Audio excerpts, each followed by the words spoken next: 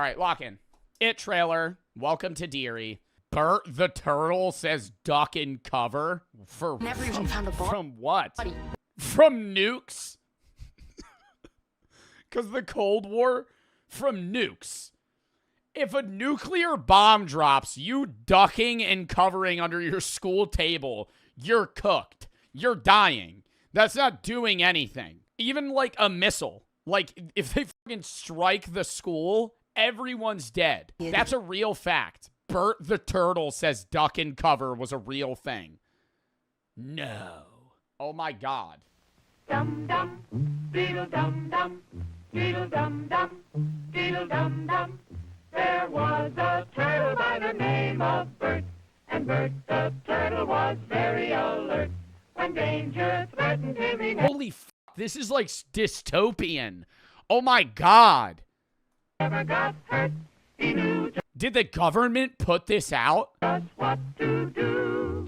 He's duck and cover, duck and cover.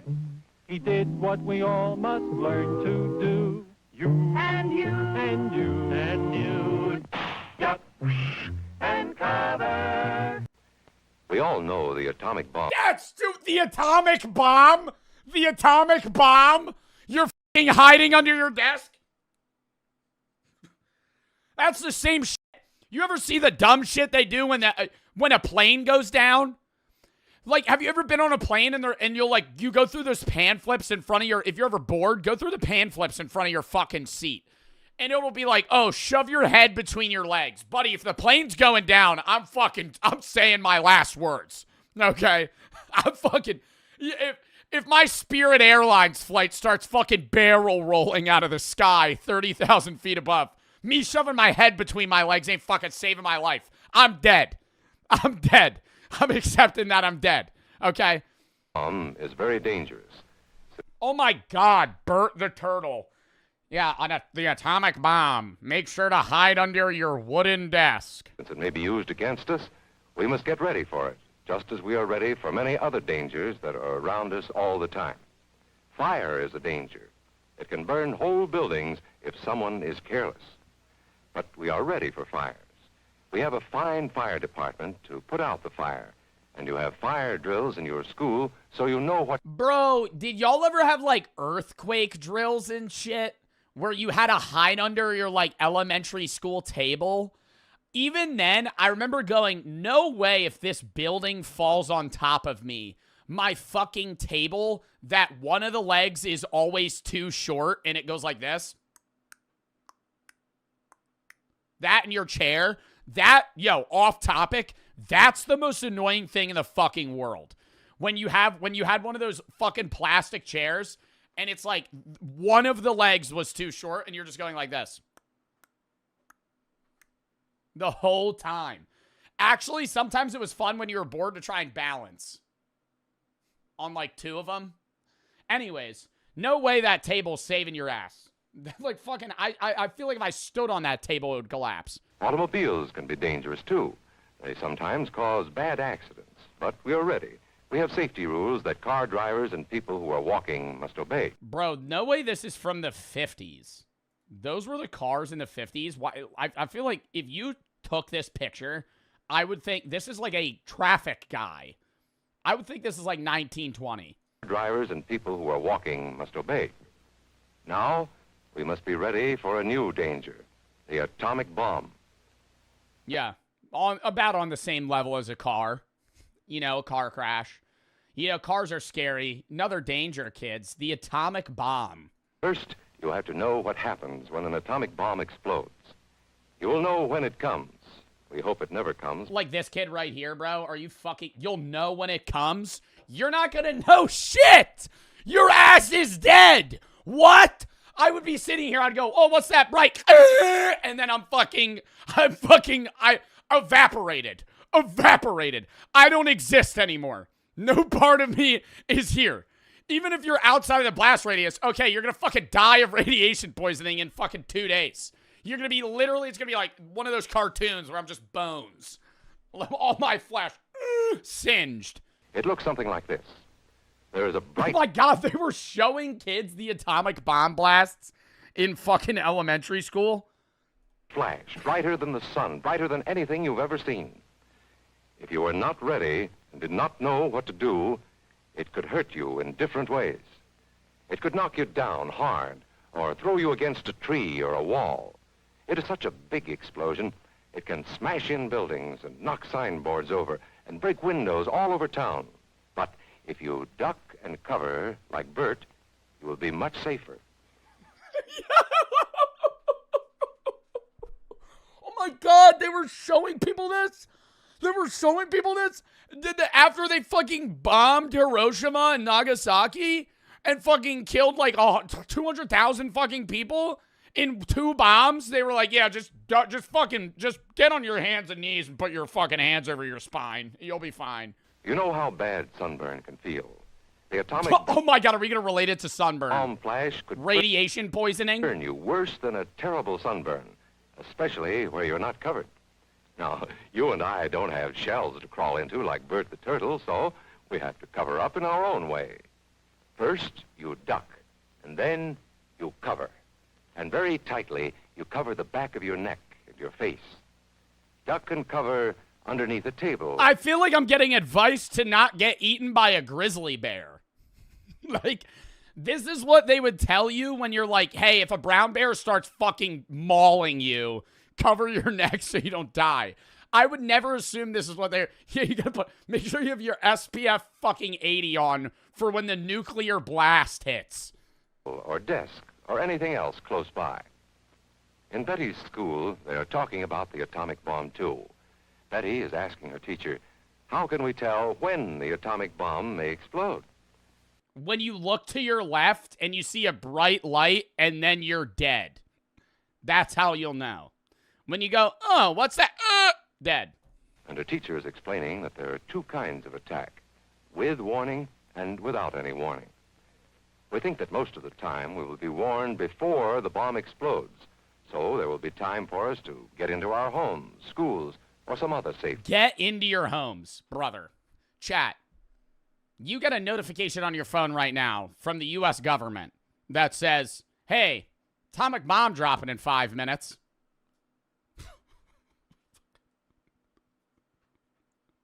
Are you trying to do something? What are you doing? What are you doing? I mean, depending on if they were like, hey, it's going to hit here. If you're in your basement, you'll live. I'll be like, okay, you know, maybe I'll try to fucking like hide in a bathtub or something. But if they're like, yeah, nuclear bombs hit New Jersey, I'm going, okay, I'm dead. So might as well, you know, cue a game of Marvel Rivals. No. I would probably just start like saying goodbye to people because that's realistically what's going down. I jork it to Emma Frost Futa one last time. Okay. Place. Our civil defense workers and our men in uniform will do everything they can to warn us before enemy planes can bring a bomb near us. You may be in your schoolyard playing when the signal comes. Holy fuck, that would be so scary. Oh my God. Did they have to do nuclear bomb drills in the 60s? Or the 50s? Bro, imagine hearing that outside. That signal means to stop. Did they tell them it was a drill? Because that's what I hate. When have you ever do drills in school and they won't tell you it's a drill? And you're like, is this shit serious?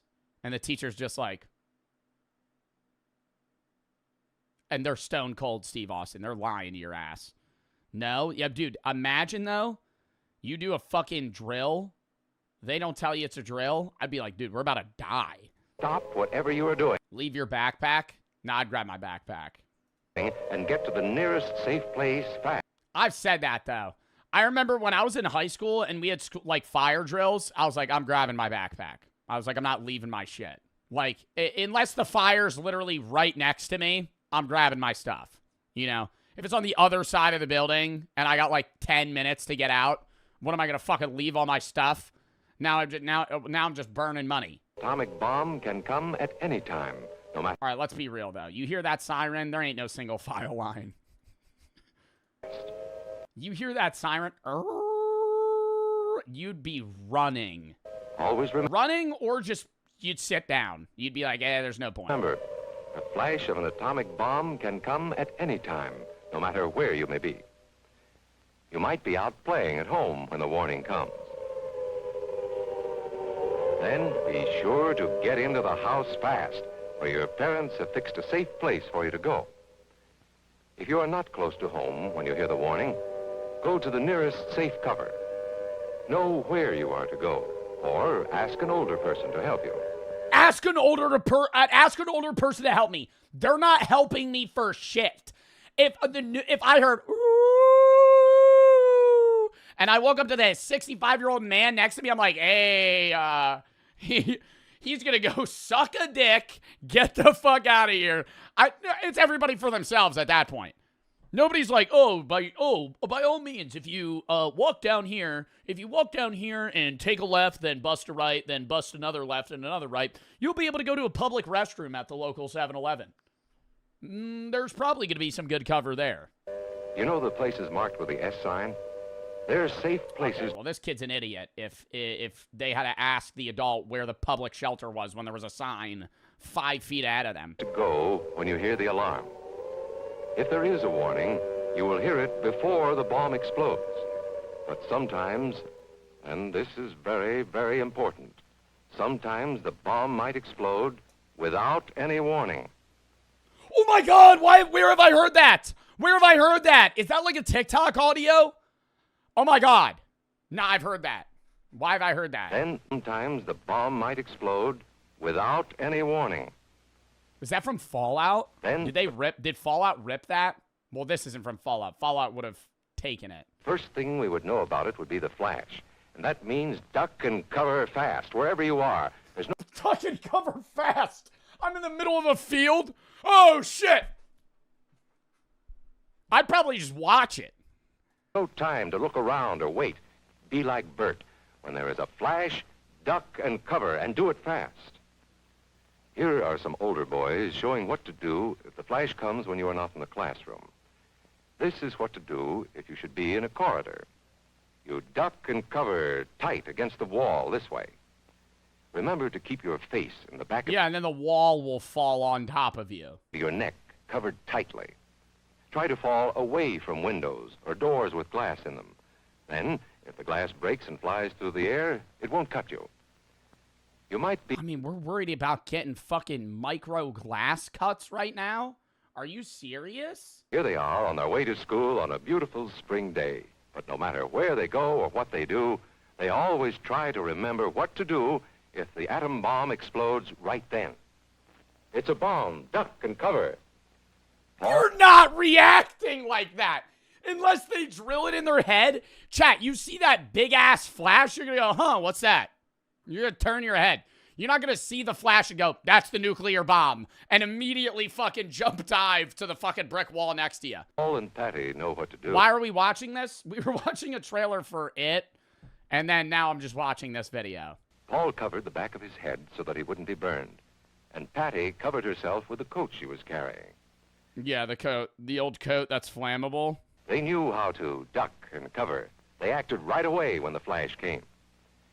If they had been at this doorway when the bomb flashed, Paul and Patty would have ducked and covered this way, like this girl. Heavy doorways are a good place to duck and cover.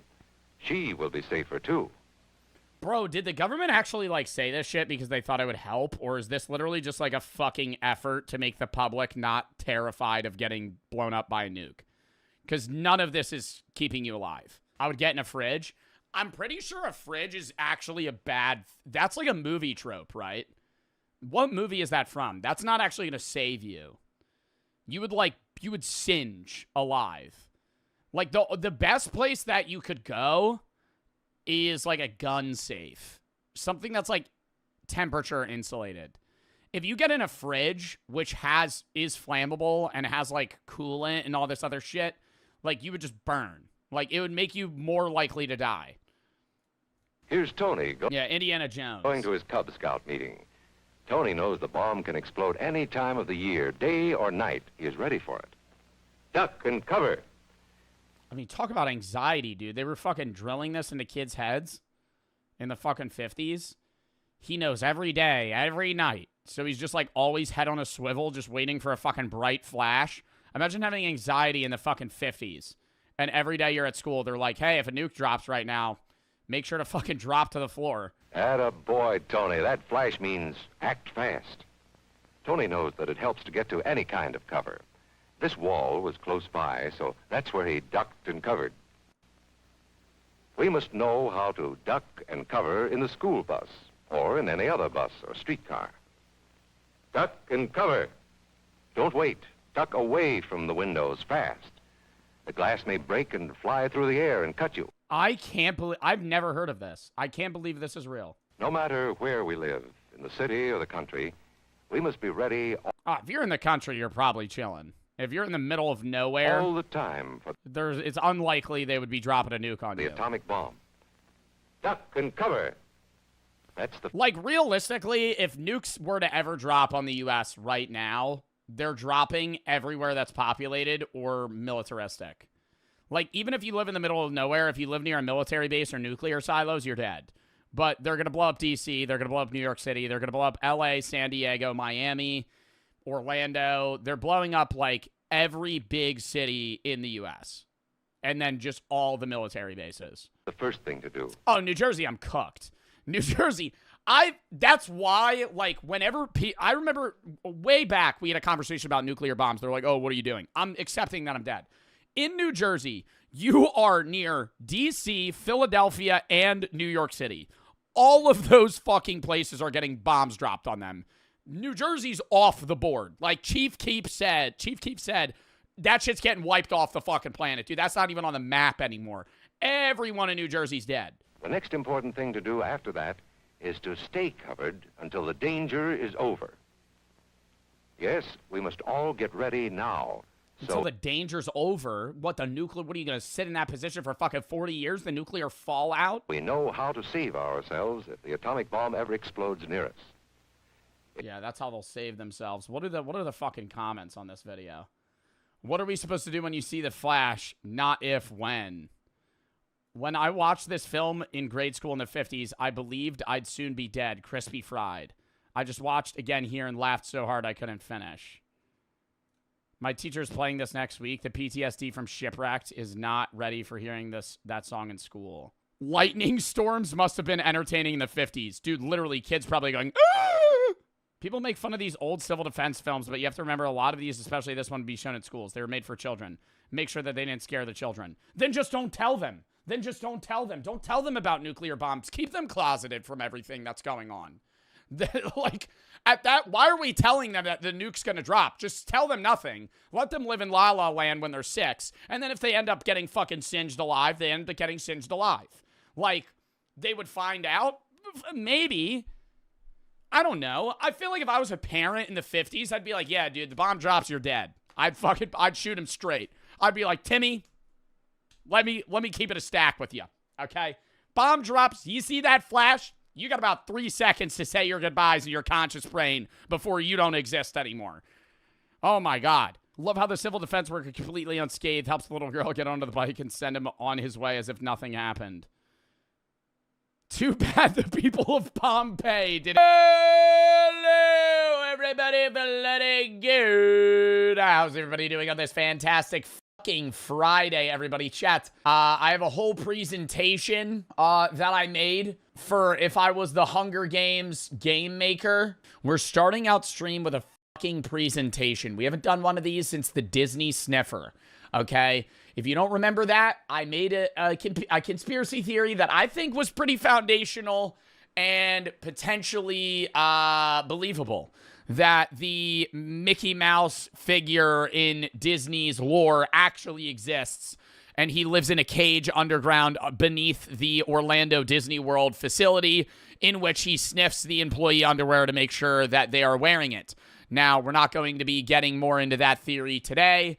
We're going to be doing something entirely different. We're going to be doing a presentation on what my Hunger Games would look like if I were a game maker, okay? If I were a game maker, what would the Joe Bart Hunger Games look like? I have 2 fleshed out ideas, 4 honorable mentions, and a questions period in which chat can ask questions. Prior to fucking listen to my goddamn mentality, okay? I thought of these ideas. Some of them may have been thought of before. I'm not going to sit here and claim that I'm some original-ass guy, but I did not use outside resources for this. I used it straight off the fucking dome and potentially talked to my friend at 3 in the morning on a Discord call. But outside of that, all these thoughts are my own. It is time for my...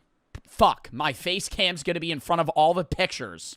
Where do I put my chat? I planned this whole presentation out. Where do I put my fucking face cam? Bottom? I don't know. Bottom left? Bottom right? We're going to put chat in the top. No, we're going to put chat up here. If I were the game maker, this would be my Hunger Games. I also want to say that I own these ideas, and if they're ever used, I shall receive $1 trillion from Lionsgate or any company that uses them for a Hunger Games-based movie, theatrical, play, whatever it may be. If there's any monetary gain off of this, it is all directed towards me because I came up with these ideas. Thank you. Okay, anyways, starting it out. If you also, I didn't really, if you've never seen The Hunger Games, this is going to make no sense to you. But for the people that don't know, The Hunger Games is basically a movie. Do I really need to explain what the fucking Hunger Games are? Nobody that hasn't seen The Hunger Games is going to fucking watch this. No, I don't need to explain. You know what The Hunger Games are. If you don't know what The Hunger Games are, figure it the fuck out. You've been living under a rock for the last 10 years. Type locked in. Also, I'm covering my face. That's me. I don't know why I included that, but I wanted to. Anyways, these are my games. If you haven't seen Hunger Games, you don't know what it is, fuck off. You're not going to understand anything that I'm talking about. Idea number 1. Lifelink. Now, this one I have been chefing up in the works, right? While I'm lifting at the gym, I'm thinking about this. Now, basically, the premise of Lifelink is that 2 winners will always exist, okay? If you've seen the first Hunger Games, spoiler alert, that shit came out 10 years ago, so if you haven't seen it, fuck off. Katniss and Peeta win together. They're not supposed to, right? They both threaten to eat, like, these berries that are poisonous, and then the game maker basically just allows them to win because there would either be... It's better that there's 2 winners than no winner. I like the idea of Lifelink primarily, number 1, because there's always 2 winners and that motivates people. But number 2, it makes the games more interesting. Now, what Lifelink is, if you're reading the PowerPoint, is that both players are linked, hence the name Lifelink. So if one dies, the other dies, right? So if you, and the person you're linked to is the other person in your district, right? There's 12 districts, 13 if you look into the lore, but 12 that participate. And every district has 2 players. So if you're in District 2 and you are, I guess, chosen, the person that you are playing with will also have a device that is basically implanted and attached to their heart or aortic valve, whatever it may be. And if they die and it recognizes that they don't have a heartbeat anymore, then you instantly die, right? So it kind of forces you to have a teammate, but also gives you a teammate, right? It's a positive and a negative depending on how you're seeing it. There are a lot of downsides and a lot of upsides. We're going to get into that. This is just the first slide, right? I know some of you might be thinking, oh, what if I got Rue? What if I got Rue? Oh, shit, I would lose. Yeah, you're right? If you get partnered with a 10-year-old, you're probably going to get fucking murdered because that kid's going to get his head chopped off in the first 10 seconds, right? So maybe you need to rethink your strategy going into the games because if you are teammates with somebody that sucks, you're going to have to play around that. Slide 2.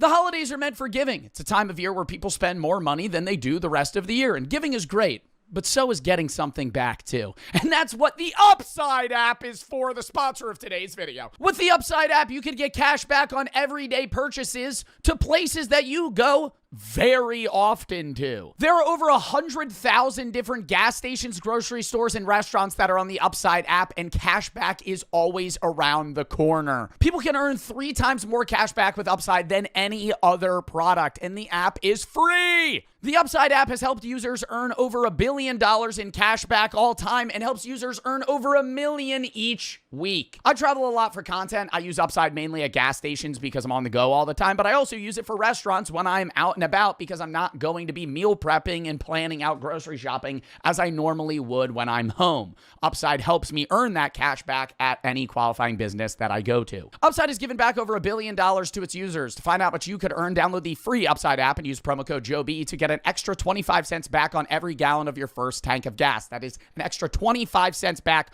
on every gallon on your first tank of gas using promo code JOEB. Thank you to Upside for sponsoring this video, and let's get back into it.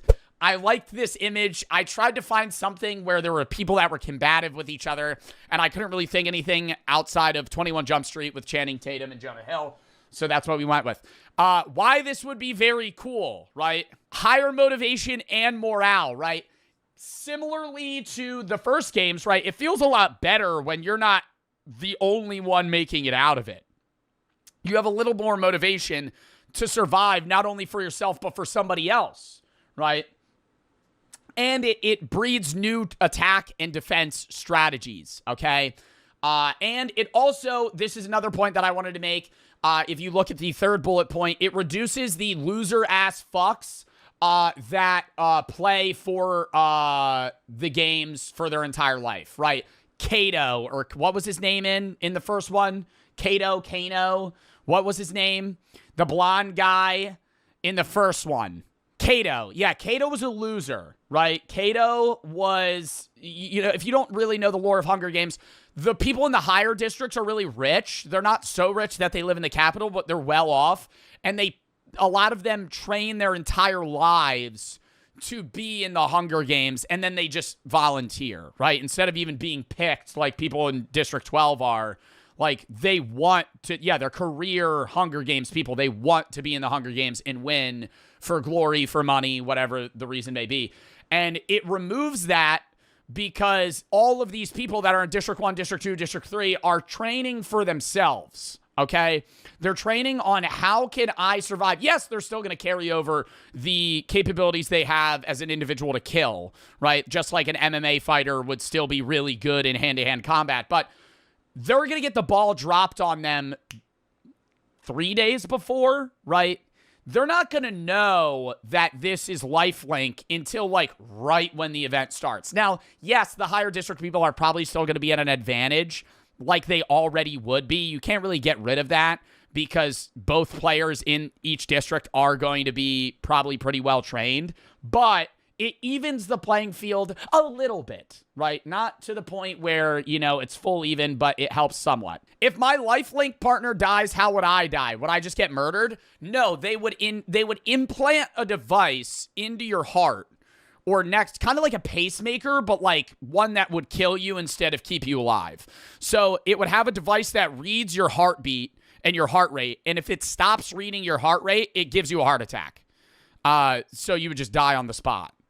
And I also want to say you can't do some baddie or whatever fucking bullshit. You can't be a coder and hack it, okay? It's going to be bulletproof, right? This is a device that can't be changed. It is linked to your heart. There's no way around it. If you're really good at wiring, you can't fucking pull it out of your chest and fucking save yourself, all right? That's loser shit. I'm going to say that right now. I don't know how we would do that, but we'd figure it out. Moving on.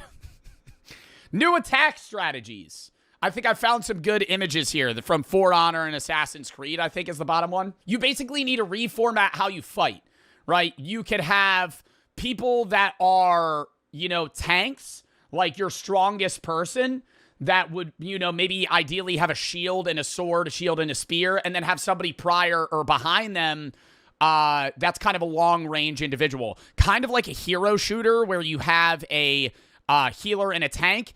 It changes how you fight too, because now you're no longer going for the strongest member, right? In the Hunger Games, you want to get out the strong people because the weak people are easy to kill, right? You don't really have to worry about them, so you kind of mainly focus on the strong guy. Your eyes kind of dart from the good people that are, you know, scary to the weakling in the back. Because if I'm fighting a guy that's 220 and his teammate's a 10-year-old that's 100 pounds, oh, wham! I'm throwing the spear like I'm in 300 and I'm a part of the Spartans, right? And I'm clipping him because then the other guy instantly dies. So now the big guy has to think, how do I prevent this fuck from dying? Because if they die, I die. Right? If you have two strong people, maybe you could strategize with your teammate. You could have two people both be close range, both have shields. You could have two long range stealth people. Both of you could opt for, kind of camping in the trees and trying to just pick people off, getting 2-for-1 specials, head tap, bink, over, they're dead. Now you got a 2-for-1 and the game's become easier, I also want to say, if you split, you'll likely die. In this scenario, I'm not saying that there's gonna be people that disagree with each other, right? Especially in the higher districts or the lower ones where people don't see eye to eye. You're gonna have District 3s that refuse to fight together and they split on their own way. You better just hope that motherfucker doesn't die, because randomly you might have a heart attack and you're done. You're dead. And I also put weak teammates are either forced into hiding or useful in other ways.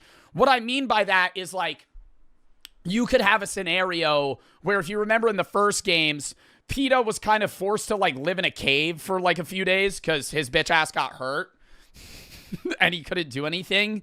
So, like, you would have to do that for some players. Like, if you got partnered with Rue, you're probably going to put Rue in a cave and just be like, don't leave. Here's a spear. If somebody comes in, kill them.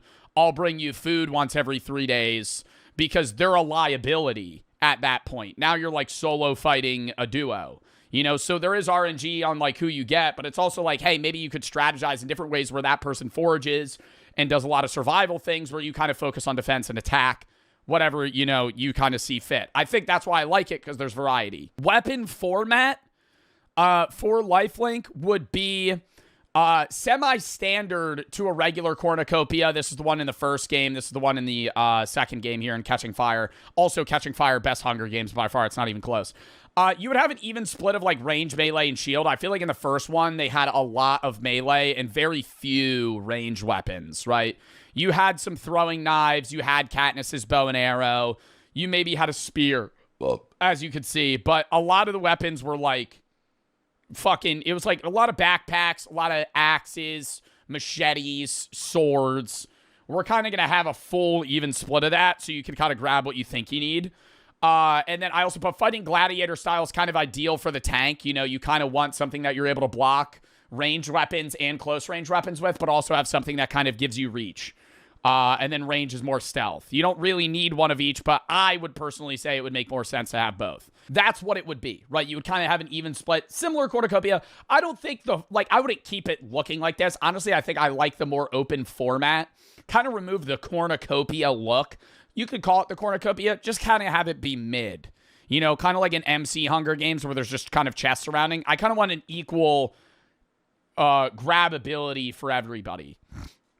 The map I just kind of picked a bunch of imagery that I would ideally have the playing field to look like. Think of like northern New York / less hilly Vermont. Semi-cold, warm maybe in the 50s, 60s during the day. At night, it might be down to the 30s. You kind of need a fire.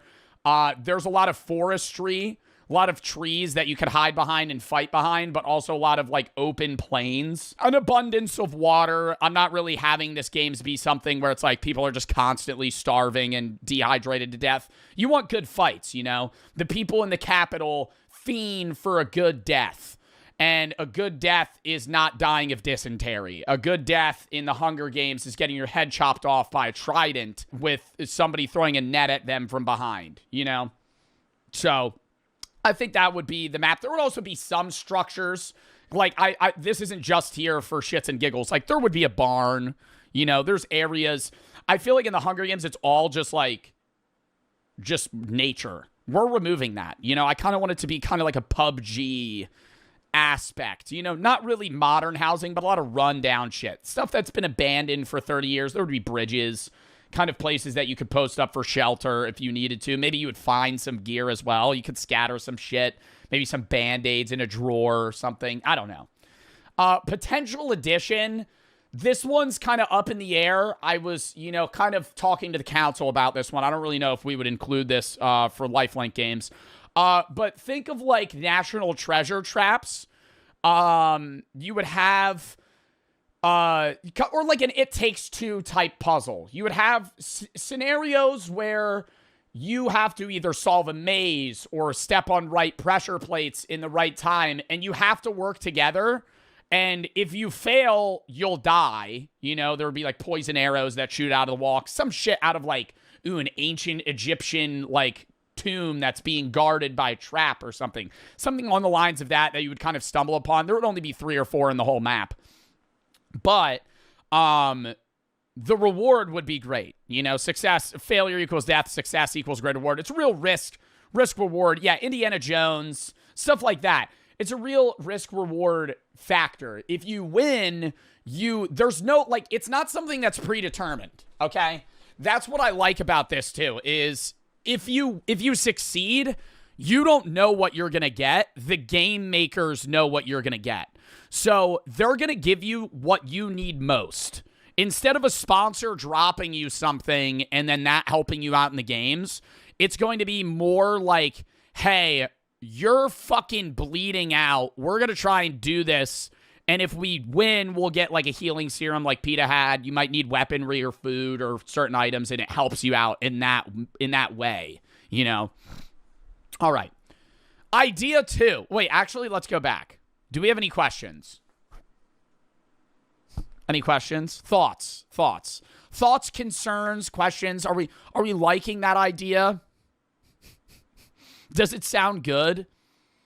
I think it's fucking sick. What about mutts? We're not gonna have mutts in that Hunger Games. I would caution you to wait for this next second idea. I would caution you to wait for this next second idea. You'll like the second one. You'll like the second one. Anyways, yeah, no. That one, I don't know. That one I feel like is pretty basic, but you could have a lot more dialogue. There would be a lot more sappy scenes, you know, trying to keep each other alive. You might hide your injuries from your teammate because you don't want them to think that you're going to die. Stuff like that. You know, you're kind of forced to work together. There's a lot of more camaraderie that goes into it. You know, if a good teammate's a good team. Will there be any crazy background trauma that makes just one player really shitty and then kills them off right away? I think, okay, I don't know if I'm saying... This is kind of what I'm putting forth as a games maker for Hunger Games. I'm not going into, like, the cinematics of... We're going to draft one guy that's really unlikable so one person fucking, you know, takes themselves out to kill the other guy. Would there be a scenario like that? I don't know. Maybe, probably. Out of 24 contestants, there's probably going to be one team where they're like, fuck you, and then they just fucking kill him and then die as well. You know, I can't say whether that would or wouldn't happen. They should be able to pick their clothing before they see the arena. Ooh, you're saying they should have to pick their clothing? Like they don't know what they're going into? I feel like they would just all be geared. That's a little cheap. They would all be given the same stuff. You want the playing field somewhat even. And then there would be people trying to cheat and fold their way through to figure it out before it actually happens. No. Ooh, do you think though, actually this is the question. If the lifelink games were real, do you think you should tell them days before or like when they're in the tube getting lifted towards the ceiling? Like, hey, by the way, you have a device that's in your chest that if your teammate dies, you'll die.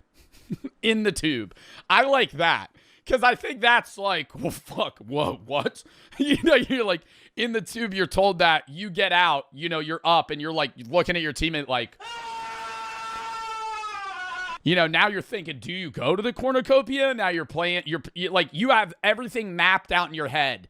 And then in an instant, it's like 1,000-yard stare. Fuck. What do we do? All right, now, before we go to the next one, what are your odds of survival in this? I feel like base Hunger Games, like first Hunger Games, I'm giving myself like betting odds, or like not even betting odds. Like I think I have a 15% chance of winning in a regular Hunger Games scenario. Which is higher than statistically it would be like 5%. So I think I have 3 times higher than the average person to win. I think in this one, I think I would do better. I think I could strategize like fucking crazy, chat. I would kill their backline so fast. I would dead ass ignore. Maybe not. I would say I'm going to frontline. I'm going to fight the big fuck. I would tell my teammate, yo, run around and strangle his teammate. Run around, because it's always guy, girl, right? So if I'm the dude, I'm going to go, yo, I'm going to try, or actually maybe reverse. I'd be like, you distract the guy. I'm just going to fucking spear that person to death. And then we're going to fucking live. If you were in lifelink, your teammate was a 12-year-old disabled person, what would you do? I mean, bro, they're not going to draft somebody that's physically incapable of fighting. You can't put me in that scenario. I'm not doing that. They would? They wouldn't. They wouldn't. Oh, they did. Oh, they did, though. Oh, my God, they did, though. No, they did do that, though. Oh, shit. You're cooked in that scenario. See, that's fucked, though. That's fucked, though. What if they're autistic? I'm not thinking that. I'm thinking, like, physically disabled to where, like, my teammate has one arm and one leg. And now, like, they're not going to do that. I feel like there would be rules. Okay, then I don't know. Why are you trying to pick apart? Why are you ruining my idea? Fuck. Why are you ruining my idea? They would just die, but then you're dead too. That's the point they're making, which is true. Like if you're with somebody that's like fucked, like they're not like, it's just like, oh, you're cooked, you know? Like now, like it's over.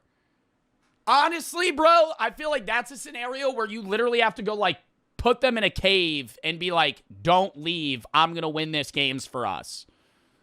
Like I'll bring you food so you don't die. Just say you wouldn't draft them if this is your games. Yeah, but the game maker doesn't choose who does and doesn't get drafted.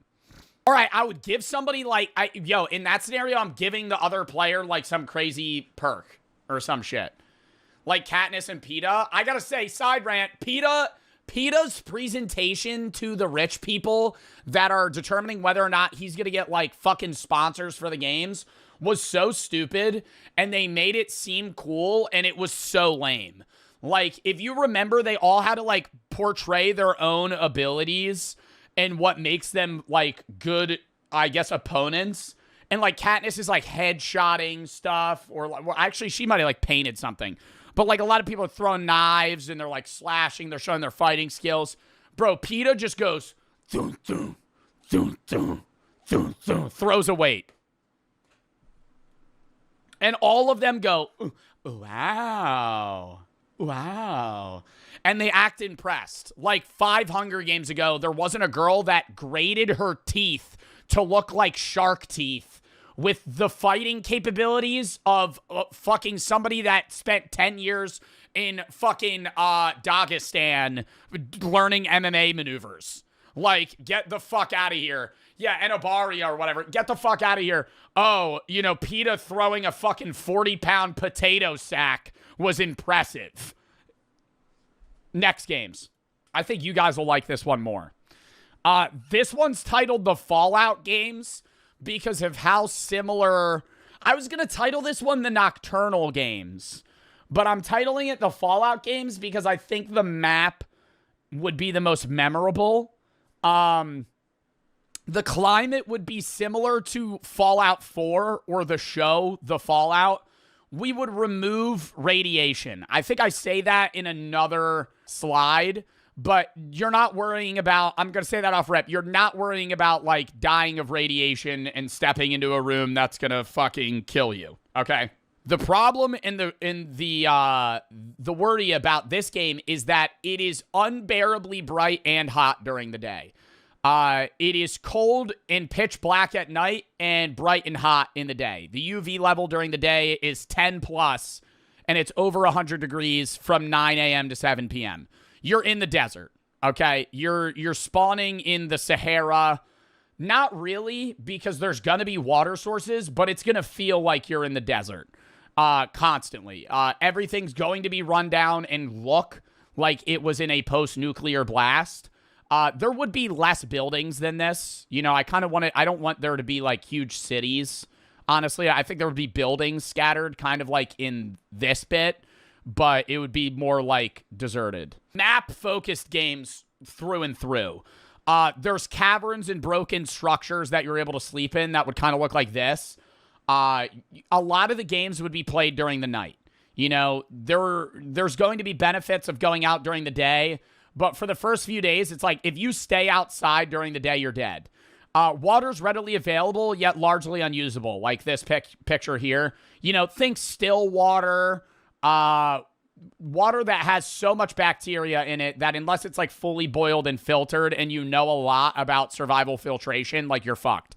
You know, there's going to be instances where you do find like water bottles and there's going to be clean water sources, very far and few between. Most of the water that you'll see is unusable and or deadly. Post-nuclear fallout years after is what I'm saying. That's why there wouldn't be radiation, because that's kind of cringe if like all the people died from like radiation poisoning. But yeah, I also included this image here where my fucking face cam is of Fallout, but it wouldn't be a city like that. I'm just more saying like the ruins. You know, it wouldn't be like you're in modern day New York. It's not going to be that vast where you're able to like climb 80-story buildings. Like the tallest building would be like 3 stories. The twist, this is where we get into this chatter's request here about the mutts. Nocturnal radiation mutated carnivores. So think bears, think like snakes, dogs. They're going to be like fucking steroid like zombie creatures that kind of roam the grounds. But they're not computers. They're not robots, right? These are real animals that are also seeking survival, shelter, and food. So that's where the conflict is that these animals also can't go out during the day or don't want to. So the shelter that they're seeking is also the shelter that you're seeking. So if you go into a cavern and you're like, thank fuck, it was so hot, I can relax here, you might have a mutated bear waiting to kill you, right? Or at night, when you want to venture out, is when they want to venture out. And then they're going to be looking for you. That's when the animals seek you out as well. I also have this creature here. This isn't really an animal. But something like really creepy, you know? Like it would be like you're in a horror game at night. Horror game at night and just like horrible during the day. The strategy is obviously go out at night because that's when you're going to be able to, I guess, adventure the most, because during the day you're going to get severe sunburn. You know, you might die of heat exhaustion or dehydration. You don't really want to be active when you're going to be losing a lot of your energy. So you want to go out at night. The problem is it's pitch fucking black. There are no stars. There is no moon. It is dark. It is, it's the dome, remember? The dome that they're in. So there is a border. We're not going to have fake stars, fake moon. It's nothing. So it is pitch black. Cave level, darkness outside. So you're going to have to find ways around, maneuvering through where you are. And so the best thing that you're going to think of off rip is probably fire. And fire's awesome, but I wanted to just use this as an example. When you're going to stick out like a sore fucking thumb. So fire's going to help you move around. It also might help you fend off animals, but it's also going to be a fucking beacon to other players of where you exactly are. I also wanted to say it's advantageous to risk going out in the day because you might be able to like loot the runes before other people. You know, stuff's going to get taken quick. There's probably going to be pretty good items that are placed in the runes, in the buildings, in these areas that are, lootable, and they'll go quick. So you kind of want to go out during the day, maybe risk it to, kind of reduce player-to-player contact, but also increase what you get. You might find heat-repelling clothing for night and day. You might find sleeping bags for night, other energy-absorbing things for cold at night. Like, you might get certain gear that is usable for daytime adventures, kind of like what people wear in the Sahara or just in deserts in general, because they're not going to spawn with that stuff. Incentives. This is where it gets really weird. You get supplies for kills. So it promotes you not being a bum-ass camper. If you remember in the second movie, Catching Fire, there were 2 winners that won previous games from camouflaging themselves and doing nothing for days until their opponent starved. That's stupid as fuck. So we're going to make you OP if you kill people. But what makes it the twist is that you can't just kill them, because we're not going to drop you stuff out of the sky. You need to go back to the center with the person's head. So if you want good gear, you need to kill them, cut off their head, and bring it back to spawn and put it in a cache. It only opens after day 3. Because that would be lame if it was open on day 1, because everybody would just camp in mid and kill each other. The games would be over instantly. So you kill people in the first 3 days. You're kind of weighing, hey, should I carry this person's head around? Should I cache their body somewhere? So you're going to have, it's disgusting, which makes it more entertaining. It changes game strategy. And you're going to have people that camp the cornucopia more than before, and you'll have scavengers. Right, so you'll have people that aren't really killing that many people, but they're kind of looking for bodies like that were killed on day 1, 2, or 3 prior to the cache opening. If you get the head in spawn, like you would put it on like a plate and it would sink down and then it would bring something up for you, and you get to choose, right? So there's going to be a category. It would be like food, weapons, supplies, like gear, right? And you'll pick one. So you get 1 credit per head, and you get to choose what you want. So then the game's not going to choose for you. You get a pick. I feel like this is really complicated. How? I feel like this makes perfect sense. Hey, if you cache a head in at mid, you get to pick an item only after day 3. That's so simple. Right, and here's like some of the items. Like you might get like, you know, just blocky like MRE, nutrition bars, low quality night gear. You know, that would be like really good weaponry. You know, you might get like a heat blanket or heat repellent clothing, stuff like that. And you just get to pick category. You don't get to pick exact item. It's going to drop what is in that category that would best suit you. I love this idea. I think this is like the best out of everything in this presentation. I feel like this could get translated to every game because it's just like such a cool... It would be good for the movies and also just like, fuck, dude, that's disgusting. Because like you would kill somebody and then you could like drag their body and drop them in the cache. But that's going to be so energy like consuming that it makes more sense to just like hack off their head, put it in a bag and carry it. But that's also going to be like, you know, then you could have something in the movies where like a bear's attacking you and you're on the way to mid, but to distract the bear, you just get rid of the head and the bear eats the head. So now you don't get the item, but like you saved your life because you were carrying like meat for the fucking animals or something. I don't know. It's just such a good, I feel like it's such a good twist. Oh, then we go, any questions about that? That's that games. I think that one, I don't know which one I like better. Which one do y'all like better? I feel like the Fallout games would be like way scarier. The fucking Lifelink one is like a cool idea, but I think the second one's like fucked. The second one's like, damn, dude, you're gonna have people that are roaming around collecting people's heads to try and fucking cache them in mid so they can get good items. Because if you get night vision, bro, you would be like fucking set. Like that would be awesome. Or you could have counters, bro. Imagine in the movies somebody has night vision and you have a flare gun.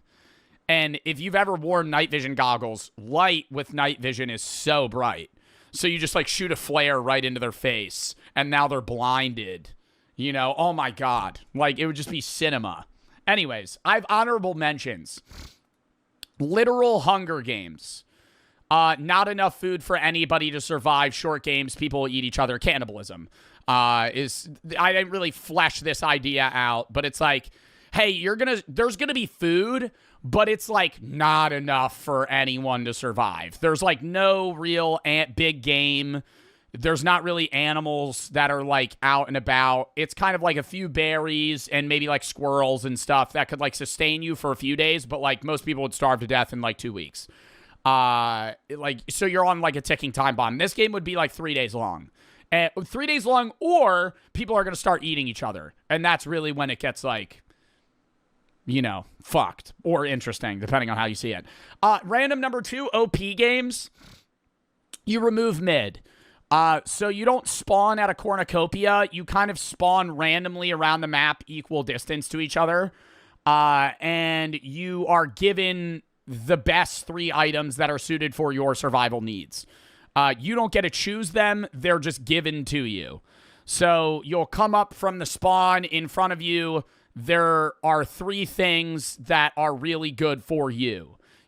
So if you're somebody that's like strong and combat intensive, you're going to get a weapon, maybe something to start a fire and like food. If you're good at survival or like tech stuff, you might be given like wiring kits and base like, copper stuff that you're able to use. Like, it really depends. And you got to think, why would they give me these items? What is the reasoning behind this? Sleep deprivation games. This is kind of like the Russian sleep experiment creepypasta. There would constantly be just an invisible gas in the entire arena that you can't smell, but it makes it impossible to sleep. So not only are you not sleeping because you're nervous, you're physically unable to sleep. So it's like the first 2 to 3 days are very normal. You're just tired, but you can't sleep. And then after that, it gets more interesting because you just start fucking hallucinating. I also included an image of somebody yawning. So if you wanted to gauge, maybe this guy's a little eepy. That's how you would feel.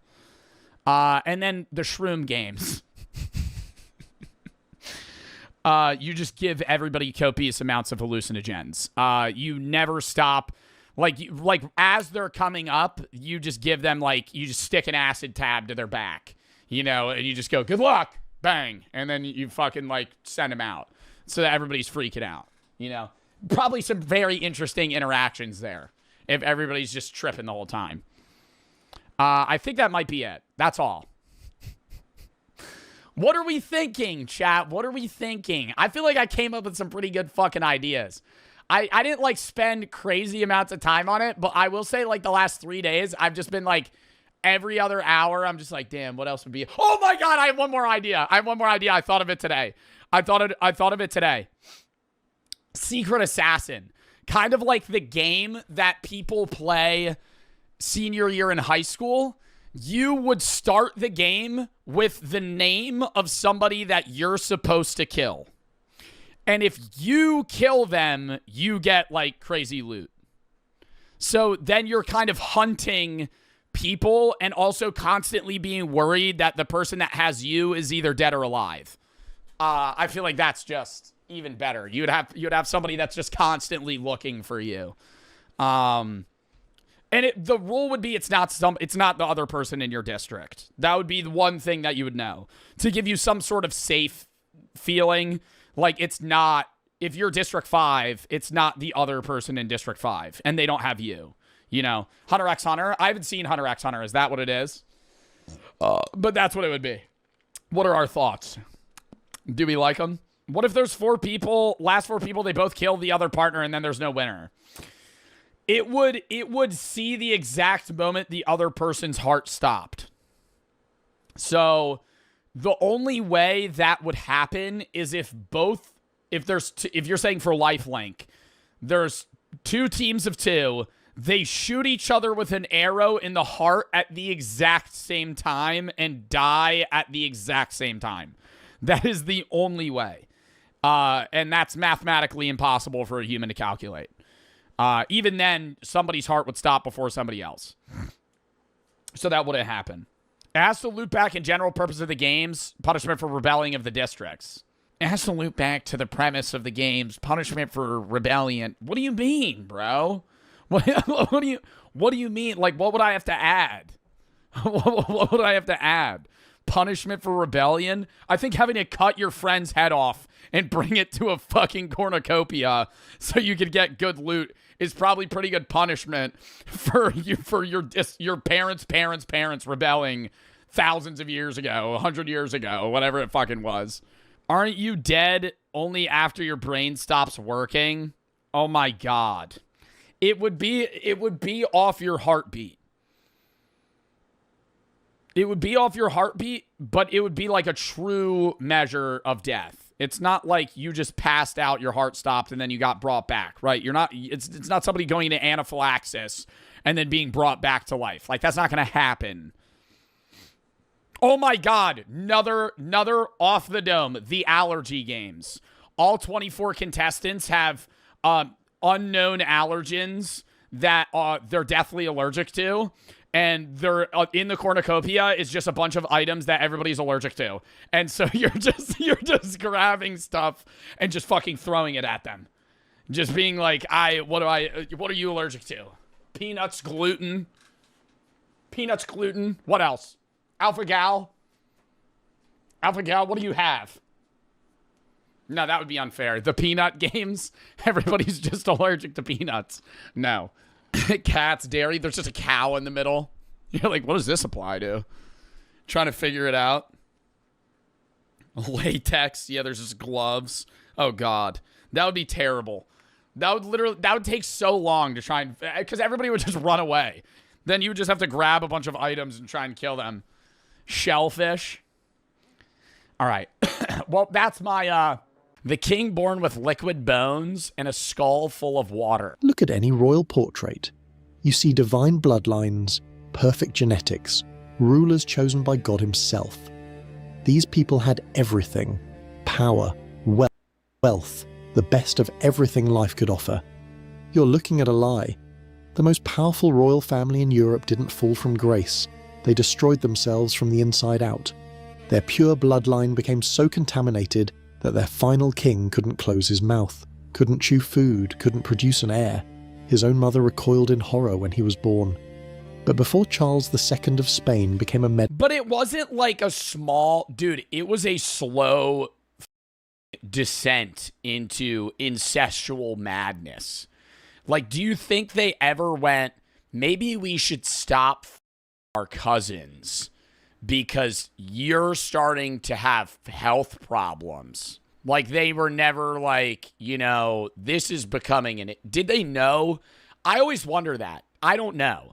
Did they know in that time that, like, incest caused those issues? Or were they just like, we're getting unlucky on health problems right now? Like, everybody's coming out with fucked up problems with their lungs or kidneys or... No? Why are you asking us? I don't know. I think generally my chat would have broad knowledge. Medical impossibility. Before his jaw protruded so far he drooled constantly. Before his body failed at every basic function. He was heir to the greatest empire on earth. This is one of the only documented cases in history where we can see exactly what happens when humans push genetics past the breaking point. Modern scientists who analysed his DNA found something that shouldn't be possible. He was more inbred than if his parents were siblings. What you're about to see is both tragic and terrifying. How is he more inbred than if his parents were siblings? That doesn't make any fucking sense. What? How can you be more inbred than if your parents are siblings? Like you're fucking your mom or some shit? Like, what is that? What do you mean? I'm sorry I turned away there. I did not expect this very fully generated image to show up where he's just staring. What you're about to see is both tragic and terrifying. It's the story of how the most powerful dynasty in the world turned their own bodies into a biological nightmare. Let me take you back to November 6th, 1661, to a dimly lit chamber in the royal palace of Madrid. The midwives have just delivered the heir to the Spanish throne and something is terribly wrong. The baby's head is grotesquely large, his breathing labored. But here's... I'm not trying. I'm getting ready. I'm trying to get ready. This is just, the images he's throwing up that are fucking like, this is like an AI generated image. Like, I mean, this is just fucking crazy right now. What they're saying, he came out like Megamind. Large, his breathing labored. But here's what the history books don't tell you. His own mother, Queen Mariana, reportedly shuddered at the sight of him and refused to nurse her own child. This Oh my God, bro. I mean, like, it's leading up to this where it's like, bro, like she had sex with her brother or whoever. Like, how did he come out like that? wasn't maternal cruelty. This was instinctive horror. You see, Queen Mariana wasn't just Charles's mother, she was also his cousin. What? That's not making sense. She was his mother, but also his cousin. Meaning their parents...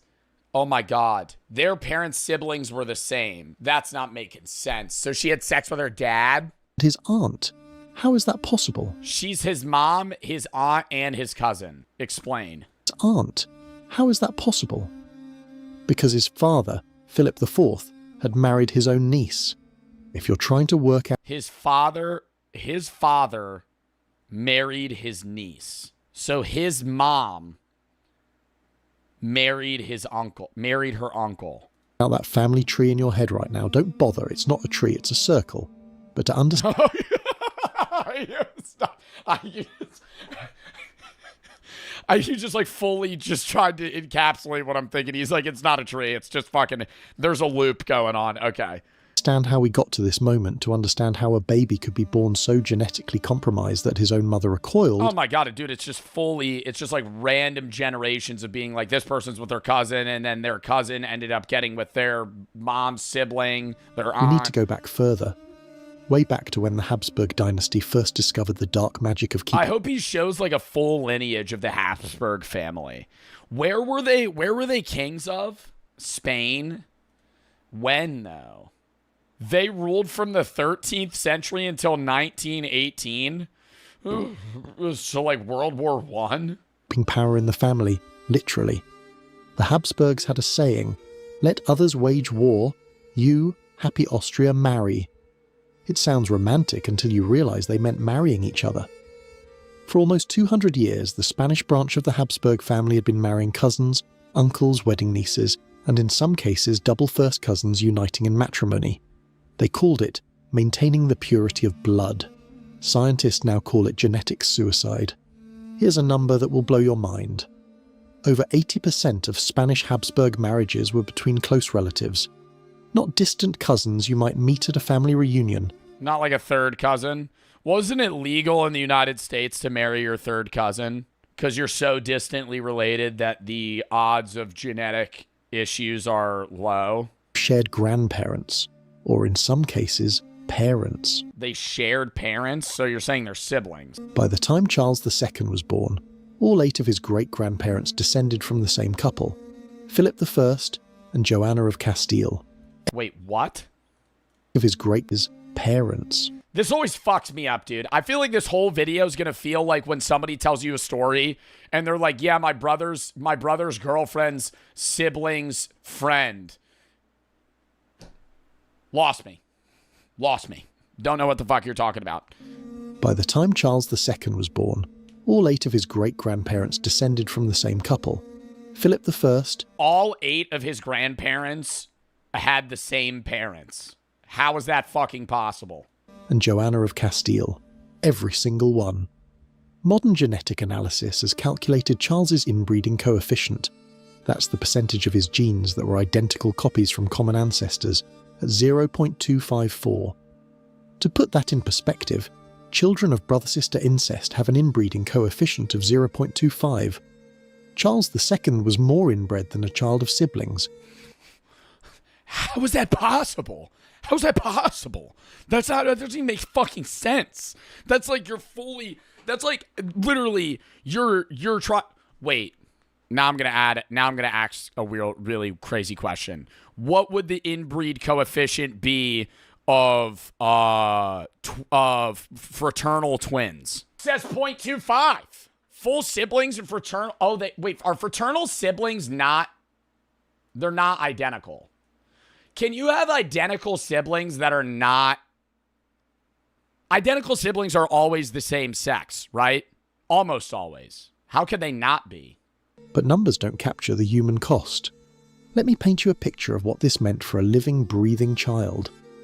Baby Charles couldn't suckle properly. His mouth was already showing signs of deformity. His skull bones hadn't fused properly, leaving his head misshapen and swollen. The court physicians noted he had a weak suck and struggled to feed. In an era before formula, this was life-threatening. The wet nurses hired to feed him reported something disturbing. The infant rarely cried, not because he was content, but because he seemed to lack the energy. He would lie there, pale and still, his oversized head lolling to one side, his breathing shallow and raspy. The physicians, the best in Spain, were baffled. They'd never seen an infant so fundamentally broken. As months turned to years, the true extent of Charles's condition began to reveal itself. And this is where... Yeah, as he aged, dude, he probably got way more problems. Where the story gets truly disturbing. At age 4... I'm not laughing. Stop looking at me. Don't look at me right now. Do not look at me right now. ...years old, Charles still couldn't walk. Not wouldn't, couldn't. It's not the fucking story that's making me laugh. It's the fucking imagery. Like, what the fuck is this? What is this? What is this image that I'm staring at? They just like, why is the kid fucking blue? Charles still couldn't walk. Not wouldn't, couldn't. His legs were thin as sticks, bowed from rickets, unable to support even his small body weight. Servants carried him everywhere in specially designed chairs. The future king of Spain had to be carried like an infant. But wait. I mean, they weren't going, maybe we gotta try again. Like, I'm actually asking this. If you are the king of Spain and your child needs sticks wrapped around his legs, he has to get walked everywhere, his skull didn't fuse, and you're going, yeah, it's because I fucked my sibling. Like, maybe you're probably going, maybe let's take it out of the family for this go around, right? Maybe we'll put him to the side for this. He's going to rule Spain? Like, that's insane. It gets worse. At 4 years old, Charles also couldn't speak. Not a single word. His tongue, already showing signs of abnormal growth, filled his mouth. His jaw, that infamous Habsburg jaw, was already protruding. When he finally did speak his first words, sometime after his 4th birthday, they were slurred, wet, incomprehensible. The court What is this image, bro? I'm actually... chroniclers delicately noted that His Majesty's speech required interpretation. Let me describe what they meant by that. Charles's tongue was so enlarged that it constantly protruded from his mouth. His lower jaw jutted out so severely that his lips couldn't close. This meant that when he attempted to speak, saliva would pour from his mouth. Royal attendants stood ready with silk cloths to constantly wipe the drool from the chin of the boy who would be king. The workers had to be talking to each other about it. If you're one of the fucking midwives and you're sitting there going, dude, this kid is fucking, like, I mean, bro, they're fucking siblings and they're having children. I mean, like, this is what's happening. Habsburg jaw. If you've never seen it, imagine a normal human skull, then grab the lower jaw and pull it forward several inches. Now imagine... So, like, my jaw already sticks out. Out there? Get the fuck out of here. Get the fuck out of here. It's all the way out here. Like a...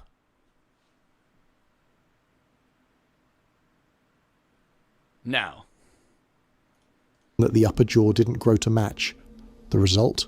I'm looking up Habsburg child side profile. A mouth that can never fully close, teeth that can never meet, a tongue with nowhere to properly rest. In portraits, artists tried to minimize it, painting Charles with his mouth slightly open as if caught mid-word. In reality, his mouth was always open because it couldn't physically close. Foreign ambassadors meeting the young prince for the first time often struggled to maintain their composure. One French diplomat... Yeah, bro. Like, imagine you're like, and the king dies, and now it's Habsburg the king. He's 10 years old. Oh, well, nice to meet you. And he's just fucking sitting there, you know, like, he can't speak. I mean, Its private letters describe the shock. The prince's appearance defies description. His jaw protrudes so far that he appears to have two faces, one stacked in front of the other. When he attempts to eat, food falls from his mouth. When he speaks, one must stand back to avoid the spray. And eating. God, the eating. Charles couldn't chew. Think about that for a moment. Every meal, every day for his entire life, Charles II had to swallow his food whole like a pelican. His How the fuck did he eat food? They didn't have blenders then. Did they mush it up before? Teeth, upper and lower, were separated by such a gap that they never met. Court dining became an exercise in creative cuisine. Meats had to be cut into tiny pieces, vegetables were pureed, bread was soaked in wine until it dissolved. The English ambassador Alexander Stanhope wrote one of the most visceral descriptions. His Catholic Majesty swallows all he eats whole, for his nether jaw stands so much out that his 2 rows of teeth cannot meet, to compensate which he has a prodigious stomach and swallows a whole lamb at 2 meals. But physical deformity was just the beginning. As Charles grew, or rather failed to grow properly, other problems emerged. He suffered from constant illnesses. Measles nearly killed him at age 6. Then came chickenpox, which left him I'm surprised he didn't die, at birth. covered in scars, then rubella, then smallpox. Each disease that swept through the palace found in Charles an eager host, his compromised immune system offering little resistance. The smallpox was particularly cruel. It struck when Charles was 9, and for weeks he lay between life and death. His face, already distorted, became a Dude, see, what's weird is, they're describing what he looks like, but they're using AI imagery of a kid with a regular jaw. battlefield of pustules and lesions. When he finally recovered, the scars joined the catalogue of his disfigurements. But the disease left something else, a complication that would haunt him forever. The physicians noticed fluid. Look at the family tree. Fine. Okay, so this is his family. So, Philip and Joanna, regular, right, had sex. Kids. Boom, boom, boom, boom. They, normal relationship. Then they bring it down. Here's where we start the inbreeding. These 2 are cousins. They pop out Anne, who fucks her uncle, and they pop out Philip. Philip gets with Margarita, who is another individual that who is also getting with somebody whose mom slept with her uncle. And then they pop out Philip the Fourth. How does Philip's then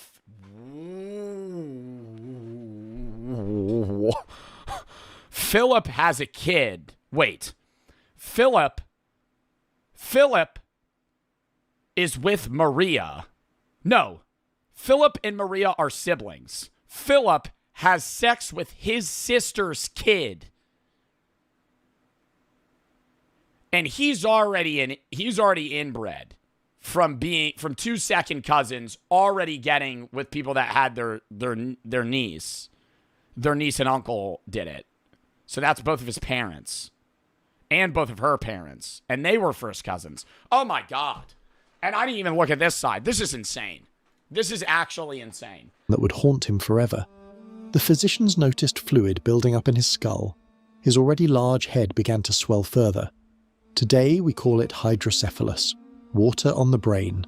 In the 17th century they called it another curse upon the prince. The pressure caused blinding headaches, vision problems, and possibly contributed to the seizures that would plague his later years. By age 10, Charles's education was a source of palace scandal. Not because he was rebellious or lazy, but because he simply couldn't learn. Tutors reported that lessons had to be repeated dozens of times. Basic mathematics was beyond him. Latin, the language of royalty and diplomacy, might as well have been ancient Egyptian. His handwriting, on the rare occasions he attempted it, looked like the scrawls of a much younger child. One tutor's private notes, discovered centuries later, paint a heartbreaking picture. His Majesty tries with great effort but retains nothing. I explain a concept, and by the next day, it is as if he has never heard it. His attention wanders. Sometimes he stares at nothing for long periods. When asked what he is thinking, he cannot say. But here's where the story... I love how this AI image has this guy dressed up in a suit with a very notable world map, detailed. These images suck. Takes an even darker turn. As Charles entered puberty, or what should have been puberty, his body betrayed him in new ways. He grew, but barely. While other royal teenagers shot up in height, Charles remained stunted. His voice, instead of deepening, stayed high and thin. Body hair? Barely any. The characteristics that marked a boy becoming a man simply didn't happen. The court physicians were consulted. In hushed conferences, they discussed what they observed but dared not put in official records. The prince showed no interest in women, no interest in men. They were going to try and get him to have a kid? They were going to go, well, I mean, he's going to have to. What? They were like, he has to have a kid. They were going to try and get him. What would his kid? His kid wouldn't even make it out, would die. His kid would die in infancy. There's no. And either, for that matter. He seemed to exist in a strange, childlike state. Neither boy nor man, but something in between. This terrified the court because Charles had one job above all others, to produce an heir. The entire Spanish Empire, stretching from Europe to the Americas to the Philippines, needed the royal bloodline. Bro, they're cooked. We looked at the family tree. Even if his parents, the only chance is if one of his fucking parents got with somebody that was fully unrelated. Continue. But how could a man who couldn't grow a proper beard father children? At age 18, they decided to find out. Charles was married to Marie-Louise of Orleans, a 17-year-old French princess who was by all accounts beautiful, intelligent, and healthy. The contrast between bride and groom shocked wedding guests. She was radiant. He was ghastly. She walked gracefully down the aisle. He shuffled, supported by attendants. When it came time for the kiss, observers noted that Marie-Louise had to steel herself visibly before leaning in. The wedding night So she did not want to be with him at all. was a disaster. Not the kind of disaster that makes for funny stories later, but the kind that determines the fate of empires. Charles, it became clear, was completely incapable of consummating the marriage. Not unwilling, incapable. His body simply didn't function as a man should. Marie-Louise, raised in the sophisticated French court, tried everything. She was patient. She was kind. She even, according to palace gossip, tried to instruct her husband in the basics of marital relations. Nothing worked. Years passed. No pregnancy. The Queen underwent humiliating examinations to determine if she was the problem. The physicians declared her perfectly fertile. Are you fucking kidding me? Are you fucking kidding me? Are you fucking kidding me? This is happening, and they're going, let's take a look at the woman. Maybe she just can't get pregnant. Maybe it's the fucking Habsburg kid whose fucking parents and parents are all fucking related and just been having sex with their siblings for fucking 10 generations. What are we doing? The problem, everyone knew, but no one would say officially, was the king. The pressure was crushing. Both Charles and Marie-Louise were subjected to increasingly desperate fertility treatments. She was forced to drink vile concoctions of herbs and animal organs. He was made to consume potions that included ground pearls and bull's blood. What? What? Is that supposed to be him? They made him drink fucking bull's blood so he could try and have a kid? At one point, the court brought in a specialist who prescribed eating the dried penis of a stag.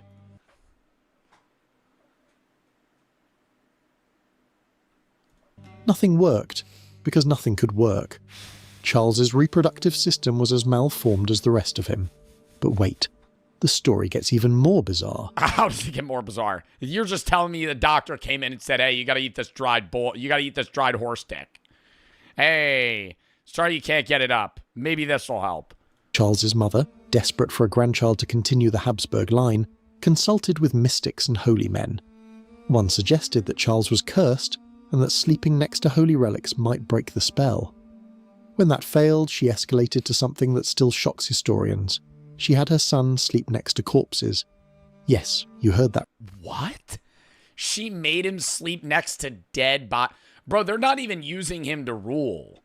They're just going, we gotta skip this gen. Right? That's what they're saying. Which is so weird to me. Like, why wouldn't they just try to have another kid? They're going, nah, we're still gonna have Charles II have a kid. But he's not going to rule. We're just going to try and fast track this so we could skip him. Right. They had him sleep next to dead bodies. Queen Mother arranged for Charles to spend nights lying beside exhumed bodies of saints and former kings. Oh my God, exhumed bodies of saints? So they were pulling like fully fully fucking decomposed bodies out of the ground so he could sleep next to them, so that would make his fucking sperm work. Including his own father. The He theory had to sleep next to his... I mean, dude, talk about not even ever being able to be aroused again. Hey, sorry you're not able to fucking have a child. You're gonna sleep next to your dead dad that's fucking decomposing. Babe, you wouldn't believe what just happened. What happened? So I was talking to my friend Niche, and she said her boyfriend took Blue Chew, Blue Chew? and they absolutely loved it. Babe, they were going for it. theory was that the holy essence of the dead would somehow cure his impotence. Picture it, the King of Spain, drooling and malformed, lying next to decomposing corpses in the hope of gaining the ability to father a child. 10 years of marriage, 10 years of failed attempts, 10 years of 10 years of trying to have a kid. So from 18 to 28, he tried to have a kid and couldn't. humiliation.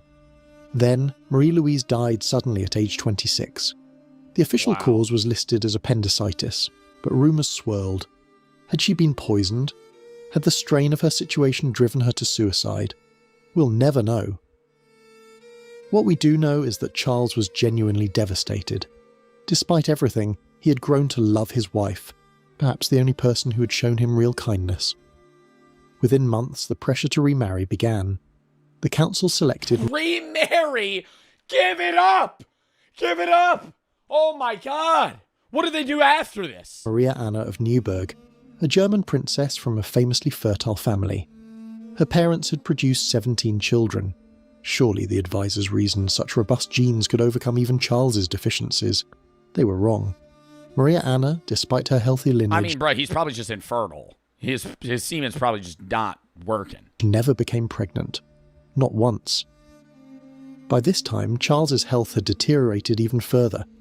What is this image? Courtiers whispered that he looked like an old man, though he was barely 30.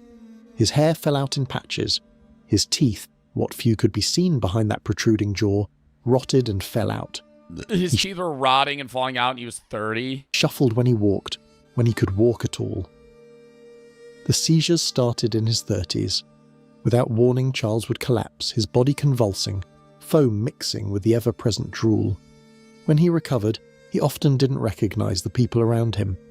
He began talking about seeing ghosts, hearing voices, feeling invisible hands touching him. The court was terrified. Was their king going mad on top of everything else? The nickname El Hechizado, the Bewitched. Did he, make rules in this era? Was he, an active king that had to control the nation? Took on new meaning. People genuinely believed Charles was under a curse. The Spanish Inquisition got involved. Exorcists were brought in. At one point, the king's own confessor was arrested on charges of using witchcraft to worsen the royal condition. The trial was a sensation, though of course no amount of exorcism could cure genetic damage. Charles himself believed he was cursed. In lucid moments, he would weep and ask what he had done to deserve such punishment. He wore amulets, carried holy relics, and submitted to increasingly bizarre purification rituals. Nothing helped, because nothing could help. His genetic code was his curse, written into every... Dude, I feel so bad. It's not even his fault. His fucking family just kept it in the bloodline for so long that he was the final result. And he's sitting there not even realizing, oh, it's because my family's sleeping with each other. He thinks he's, been cursed by God. By age 35, Charles looked ancient. Contemporary descriptions are hard to read. His skin hung loose on his skeletal frame. His famous jaw seemed to grow even more pronounced as the rest of his face wasted away. He was completely bald, his scalp covered in sores. He could barely walk, shuffling a few steps before needing to rest. His speech, always difficult, became nearly impossible to understand. But the worst was yet to come. In his final years, Charles began to mentally deteriorate rapidly. He would sit for hours, staring at nothing, drool pooling on his clothes. When spoken to, he often didn't respond. When he did speak, he rambled about demons and angels, about his dead wife, about children he would never have. The king of one of the world's greatest empires had become a hollow shell. The end came in 1700. Charles was 38 years old, not elderly by any standard, but his body was shutting down. He couldn't eat even his specially prepared mush. He couldn't stand without help. He spent his days propped up in bed, gasping for breath, his hydrocephalic head causing unbearable pressure. On November 1st, after days of agony, Charles II died. What happened next would shock even the physicians who had treated him for years. The autopsy. Oh God, the autopsy. They did autopsies then? If you thought The Living Charles was a medical horror show, his corpse was something out of a... Oh, they're about to say they cut up in his body and his fucking, like, his lungs were the size of, like, fucking acorns. a nightmare. The royal physicians tasked with embalming their king cut open the body and recoiled. Their report, written in clinical Latin but dripping with barely concealed horror, described a body that shouldn't have been able to sustain life as long as it did. His body did not contain a single drop of blood. This wasn't What? He didn't have blood. He didn't have blood in his body. How was he alive? That doesn't make any sense. poetic exaggeration. Maybe he had less blood than other people. That's not Charles- possible. Charles's circulatory system had essentially shut down. His blood either clotted or simply absent. His heart, and this is where it gets truly grotesque, his heart was described as the size of a peppercorn. Not What is a peppercorn? literally that small, but shriveled, blackened, barely recognizable as... A peppercorn's like this big. So he had a small heart. His heart wasn't like a regular, like fist softball. It was like a tiny heart. the organ that should pump life through a body. His lungs were corroded, their word for what we might now recognize as massive scarring from repeated infections. Imagine lung tissue that looked more like pumice stone than organs meant for breathing. His intestines were described as rotten and gangrenous. Parts of his digestive system had literally died while he was still alive, explaining the horrific pain he endured in his final years. Dude, he had organs that were dead in his body for years. But the most telling detail, the one that confirmed what everyone suspected but no one had dared say officially, Charles had only one testicle, and it They never checked? They never... Bro, I would be like, yo, we got him. You got any bowling balls hanging down there, boss? I mean, they never looked. They were like, how many nuts you got? was black as coal. Ugh. This single, atrophied, dead piece of tissue was all that remained of what should have been a functioning reproductive system. No wonder he couldn't father children. It's a miracle he survived puberty at all. And his brain, remember that oversized fluid-filled head? The physicians found it was indeed full of water. The hydrocephalus had left barely any room for actual brain tissue. How Charles had managed So he had a small brain, too? to function at all, how he had managed to speak and think and rule, however poorly, was a medical mystery. The physicians who performed this autopsy must have stood there, covered in the gore of their dissection, and marvelled that this collection of malformed organs had somehow sustained life for nearly 4 decades. Every system was compromised. Every organ was damaged. It was as if Charles's body had been at war with itself from the moment of conception. Modern genetic analysis has given us the why behind this horror show. Remember that inbreeding coefficient of 0.254? That means a quarter of Charles's genome consisted of identical copies of genes. What, so anything that was like a mutation would be brought out more? I always understood inbred mutations as things that would regularly be submissive traits that would be bad for your health are usually not bad because your partner has opposite genes or different genes from you. So a lot of those traits are masked. But if you have somebody that's equal to you, all of those bad traits will immediately come out. Sequences lurk the instructions for his destruction. Scientists now believe Charles suffered from at least 2 major genetic disorders. The first was combined pituitary hormone deficiency. His body couldn't produce the hormones needed for normal growth and development. This explained his short stature, his inability to sexually mature, his muscle weakness, his cognitive problems. His pituitary gland, the master controller of the endocrine system, was essentially non-functional. The second was likely distal renal tubular acidosis. His kidneys couldn't properly regulate his blood chemistry. This caused the rickets that bent his legs, the muscle weakness that left him unable to walk and possibly contributed to the hydrocephalus that swelled his skull. Either condition alone would have been challenging, Together, they created a cascade of failures throughout his body. Add in the Habsburg jaw, itself a genetic condition called mandibular prognathism, and you had... Do you think, like, early humans, they didn't know? Like, when did humans realize... The scientific understanding of why inbreeding is detrimental developed with Charles Darwin, first experimentally demonstrating the negative effects in the 19th century. Get the fuck out of here. So they had no idea. There had to be some cause and effect type shit, though, where it was like people having sex with their siblings usually led to issues. Had a perfect storm of genetic disasters.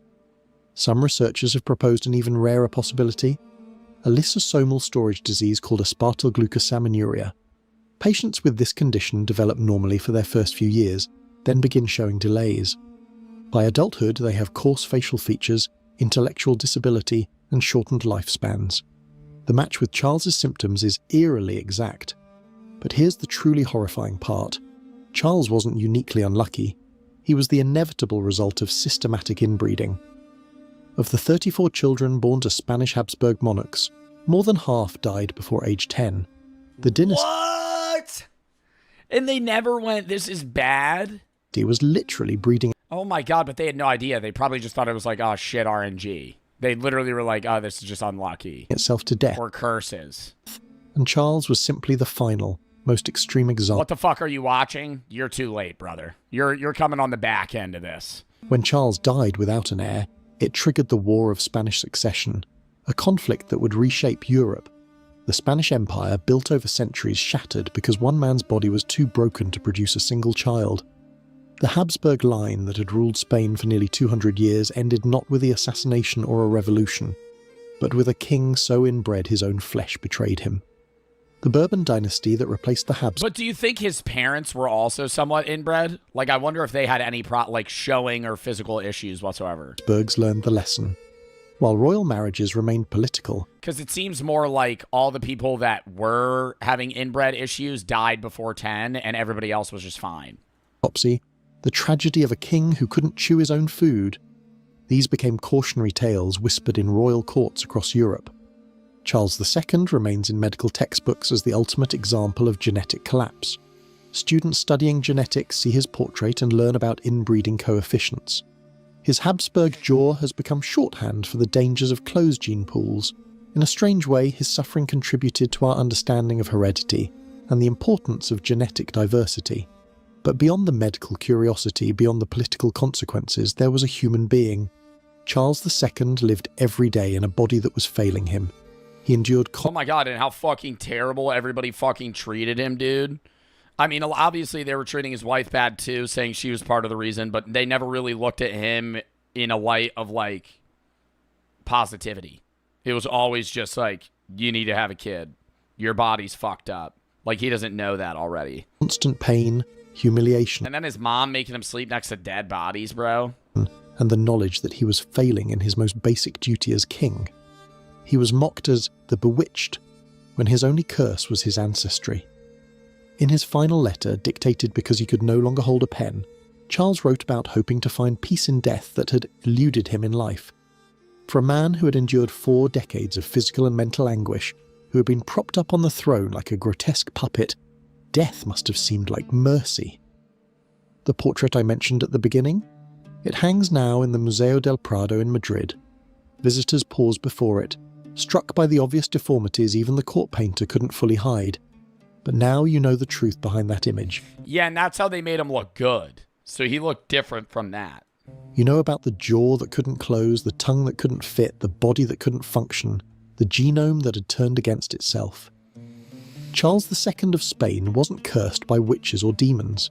He was cursed by his own family tree, a tree so tangled it had become a noose. His story stands as perhaps history's starkest warning about the dangers of genetic isolation.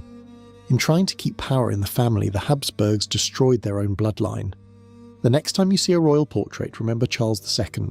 Remember that behind the crowns and scepters and royal grandeur, I wonder if after this, there was this was probably a huge turning point because there was incest in many royal families. And I feel like this probably had to be like a turning point of like, yeah, this is definitely bad. biology always has the final say. And sometimes That final say is horrifying beyond imagination. If this story shocked you, hit that like button, because the algorithm, unlike... Oh my... Death of streaming. Lock in. I know this is a topic I've blabbered about quite a bit, but it's something that only continues to spiral more and more out of control. Advertisements during streams. Twitch being the most... Bro, it has gotten... Have you been watching a stream recently where, like, instead of it being a mid-roll, you'll still get the mid-rolls, but you'll also get, like, a weird... It'll tab out like this and play an ad on the side of your screen. It's been 5 seconds. Well, I want to talk about it. I was watching, I think it was Kai, and it like didn't give me a mid-roll right now. Do you guys get those on my channel? I don't even have mid-rolls set up. I don't know if that counts as a pop-up ad. I only have pre-rolls. See, and I feel like some streamers don't do pre-rolls but do mid-rolls. I only do pre-rolls. You watch one ad, and then you just watch the whole stream ad-free. You should, outside of, like, little pop-ups. But I don't run mid-roll ads, where, like, it'll just cut the stream off and then roll, like, a BK ad. Egregious culprit. I think out of pretty much every service that exists, Twitch's advertisement model is the worst. Actually, you know what? Well, it's so hard to not have people hate the company, because any other platform, when you run an ad, I've said this before, you're just picking up where you left off, you know? Like, even if you had, like, if you have Hulu with ads, right? Like, you have the cheaper version of Hulu, you're getting 5-minute mid-rolls, but then you just can lock back in. This, like, if it would just cut, it would hard cut, and then you wouldn't know what I said by the time you got back. We would just be on a different topic. Let's strike that from the record. I take that back. Put the poop back in my butt. I'm not giving that crown to Twitch because I think mainstream media outlets are so much worse with their advertisements. I don't know how many of you have gone on the internet with the condom off, no ad blocker. It is miserable when you go to any news site. Like, tabloids are the worst, like Daily... No, the worst, bro. The worst is when they hit you with a pop-up that's like, please disable ad blocker. And have you ever done it? And then there's like, say this is the article you're reading. There will be like 5 ads, just rapid spamming animations, like all over the screen. You're like, I can't even focus. Like, I couldn't imagine having like ADHD or just some sort of like attention issue where it's like now it's just being pulled away constantly. It's just so stimulating. Emails, obviously, The Sun, shit like that. You will not even see your article. There'll be like 4 auto-playing ads everywhere. Fucking cerebral jacking in like Ford advertisements. Like I will say though, I feel like our generation, tell me if I'm wrong when I say this, if I'm watching like cable TV and mid-rolls come on, my brain shuts off. Like, I couldn't, if you ran 5 minutes of mid-rolls and I watched them, and then 10 minutes after you were like, name 3 ads you saw, I wouldn't be able to. I'd be like, there was like a horse in one. I'd be able to like maybe roughly tell you like a thing that was in the ad, but not what it was for. Article is just encapsulated, entombed in so many ads. So I actually think journalism sites are much worse, but Twitch is a close second. Anyway, the reason why I'm yapping about this again is because a report was recently published about how Twitch viewership is down significantly, the lowest level it's been in 5 years since their bot crackdown, which I've already touched on, but a lot of people have been speculating that it's more than just the bots contributing to the decline in viewership. XQC's take recent... Bro, it really is. It's the platform, bro, and people blame Twitch, but it's the streamers. It's 70-30. You know what I mean? If Twitch viewership's down because of view bots getting cracked down, that's not Twitch viewership really being down. Those were just fake numbers that got deleted. But when Twitch viewership actually tanks, not from like the school year starting up, not from any of this other stuff starting up, from people literally just being spammed with ads, it's like now no one wants to watch you because they know that 5 minutes into your stream, they're going to get hit with 5 minutes of ads. And they can turn that down. There's a sliding scale. Like on Twitch's dashboard, you can pick how much you want to show people. And you can also auto hit the button to spam them. So it's like, it's not like, oh, it's out of my hands. Like maybe to a point where it's like if you're running the least amount of ads, but not in the sense of like, oh, it's not my choice to run 5-minute mid-rolls every 5 minute, guys. I'm sorry. Oh, you're only able to watch 10 minutes of the stream every hour? Oh, shit. Just kind of popped off and has reopened this discussion to a broader audience. And it's a really interesting one. He and many others believe that a lot of people are tuning out of Twitch because the ads ruin the experience. What's going on Twitch right now is... I will say I kind of agree. I think people will be willing to watch streamers. Well, here's the problem. It's like a cyclical loop of money farming. Because if you don't want to, like, say you're a big fan of Kai, and Kai runs a lot of ads. Now, you either sit through those ads and he makes money, or you make the financial decision to spend $6 on a sub and then not have to watch ads. Either way, he and Twitch are profiting. The only way they don't is if you stop watching him or stop watching Twitch in general. Or get an ad blocker. It depends on the ad blocker and if it works. I don't know if it's just me. I've never tried an ad blocker on Twitch, by the way. I've never found one that works. It is often being compared to... One of my friends was raving to me. I'm saying one of my friends. It was Chris. Chris was like, you need to get Twitch Turbo. No. I'm not getting Twitch Turbo. I'm just going to sub to the streamers that I want to watch. Does that make sense? Like, I'm never sitting down. I'm not getting Twitch Turbo so I could tune into the Kai's and stream for 3 minutes. Because that's all I do. Like, I don't watch Kai. I don't watch, like, these huge streamers that spam run ads. I just, like, pop in, see what they're doing, and leave. You know? If I'm watching streamers, like I'm watching Sneak or Zeusy or Queso, right? Or even, like, fucking Jinxie. Like, I'll just sub. Television. How... TV started to decline. JC runs so many ads. Bro, I kind of get it when it's like your only platform is Twitch, but I'm like, damn, man. I wonder how many more viewers they'd have if they didn't run ads. Once streaming got a foothold because most people switched from TV to streaming because they were fed up with all of the ad breaks interrupting them. It was far more convenient and a lot more enjoyable to just watch what you want to watch without any interruptions. But of course, that opened up its own can of worms with how many streaming services are popping up like fucking weeds across the globe. It is a goddamn pandemic. But I've been saying, bro, just chop out Paramount. Paramount's spending so much money. I've almost gotten to the point where I'm like, damn, should I get a Paramount subscription? Like, seriously. Paramount has bought so many shows and movies and stuff. It's like they're like spending. But it's just not worth to have, like, 5 streaming services. You realistically, I think how many streaming services does your family subscribe to? Not just you, but, like, your direct family. Like, parents or siblings. I feel like the average person is 3. Like, everybody has Netflix. If you count Amazon Prime, most people have Amazon Prime. And then you're having, like, HBO or Hulu. Maybe you have, like, Peacock or Paramount or something. Disney Plus and Hulu are becoming, like, one in the same, though. The point is, ads made people want to switch from that service, television, to something that had less ads.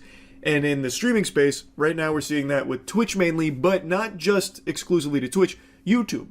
YouTube ads have... Oh my God! No, it's so bad! Chat, it's so bad. I gotta show you. It is so bad.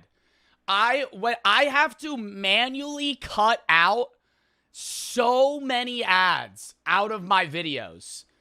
It is, and some people will cut, like, rarely I'll have somebody in my comments be like, bro, you be doing too many ads. Bro, I do not. This is a 3-hour video. Hold up.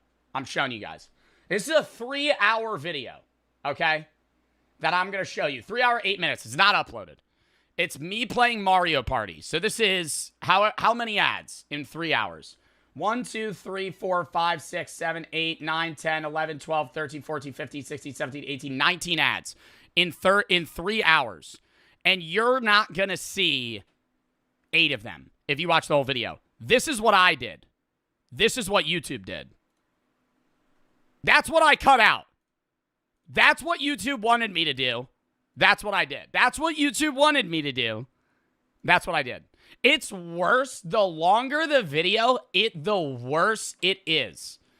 It is so bad. They want to run an ad every 3 minutes. This is what I did for, this is even a little much for me. I will say this is like high amounts of ads for me. This is a 4-hour Mafia VOD. It's not uploaded. I'm going to upload it when I'm on my break. This is how many ads I have. It's probably like 20 in 4 hours. Like, I cut out, I leave one, I cut out 2. I leave one, I cut out 2. And then even on main channel videos, it'll be like a 30-minute vid, and they will put like 15 ad markers in an individual video. Like, this is the video that I'm uploading today. It also got copyrighted. So I'm probably not going to make much money from it. But it's like, this is copyright sharing. This is what I have. It's a 58-minute video. So I have an ad running. I don't have an ad after the first bit for 9 minutes. This is what they wanted. So it's not that much more, but they added, like, I chopped out every other one. It's crazy, dude. And they'll let you put as many as you want, as long as it's not an interrupted part. Like, I could run an ad on YouTube every 30 seconds. Recently been fucking exploding. Like, there are so many more ads now that users are noticing during streams, though it can't hold. And it's not even like, I write it in my to-do list to do ad placements on my YouTube videos to cut them out. Because I recognize, like, yes, this is my job. Yes, I want to make money. I make good money already.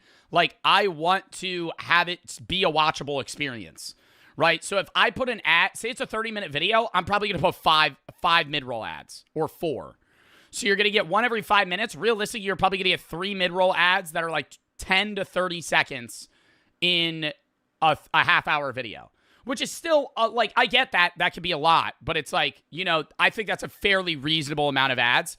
And they used to just put that, right? Like 2 years ago, because I've been doing YouTube since 2021 now. Like, consistently. Like, late 21. I noticed that old YouTube would have put, like, 5 or 6 ad placements. Now they put, like, 12. I just don't know. And they say that it's a better system, but I just don't get it. Candle to Twitch, where the standard affair on Twitch, if you don't have an ad blocker or if you're not subscribed to the streamer you want to check out, is you go on Twitch, you go to a category, you click on a stream, you sit through like a 2-minute pre-roll ad before you ever even... Is it a 2-minute pre-roll? I feel like it's... How long is the pre-roll you guys might get? I feel like it's 30 seconds for me, usually. See the content. You see, like, in the top right, the countdown for how many more minutes of ads you have to sit through before getting to the content you wanted to watch in the first place. And you say it's not worth it, and you exit out of that person's stream and then just go to someone that you're subscribed to, or you just go somewhere else. Like, I will say the amount of times that I have been mildly invested into a streamer's stream. Like, for example, Jinxie I've just subscribed to in the past. So if I'm, like, getting... Then I'll just sub and I won't get ads. But other streamers, I've been mildly interested in their stream, and then they hit me with a mid-roll, and I just leave. Even if you really like that person. That's what I think the biggest issue is. Like, a lot of people sit there and go like, oh, if they're a fan of me, they'll watch through it. And I could get that to a degree. But at some point, like, I remember there was one time I was watching a streamer. 15 minutes into the stream, I get hit with like a 3-minute mid-roll, and I sit through it.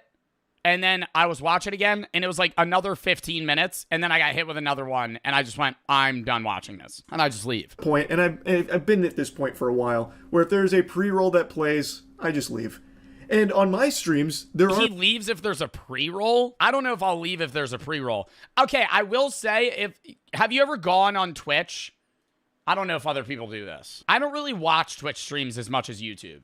But I'll go on Twitch and see what people are doing and just, like, bounce around, right? So, like, I'll go on Twitch, and I'll just start clicking on people that I follow. And if I get hit with a pre-roll, then I'll just tab out. Are pre-rolls, not because I put them there, it's because Twitch has it as an automated process.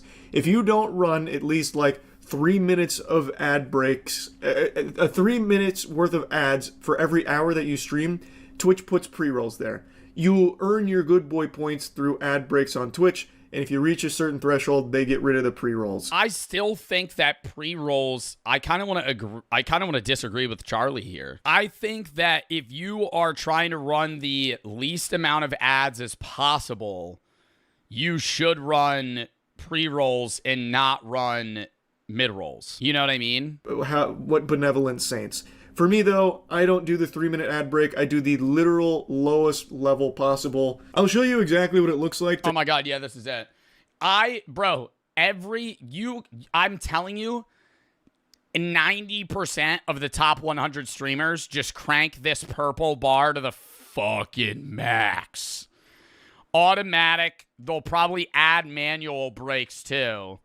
Just rip it. Straight 5 minutes of ads. To clear up a lot of confusion I'm seeing. 10 minutes of ads an hour. Because now a lot of people are saying, Twitch is blameless. Actually, we need to all point our fingers at the stream. I ran mid-rolls one time when they had a bonus. When they added mid-rolls to Twitch, they had mid-rolls where you could just hit the button. They added an ad manager, and it was like this bonus they had where they would give streamers more money if you ran a certain amount of ads. And I tried it, and bro, it immediately ruined the vibe of my stream.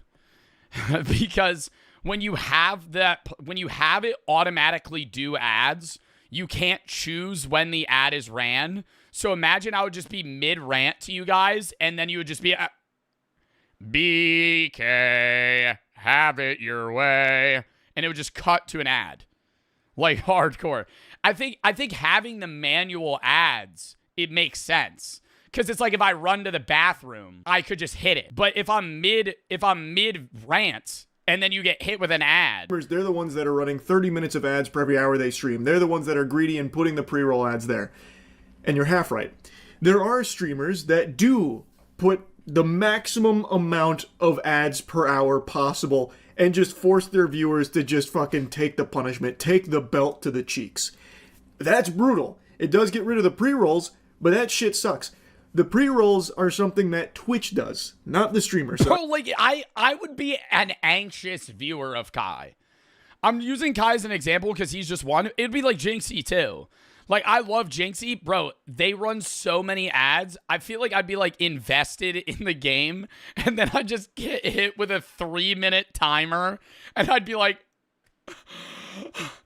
just fucking full panic. Like, imagine you're watching a tournament, and it's the last round. And then you get hit with a 3-minute ad on the last round of the last match of a tournament. And you're just like, fuck. Now I can't watch it. Or you see it in the corner, muted. It's where my face cam is. The whole stream is condensed to this. And the ad's playing everywhere else. As you can see here, streamers like you have to run up to 3 minutes of... So you're sitting like this close to the camera. You're just like, did he get the kill? ads per hour.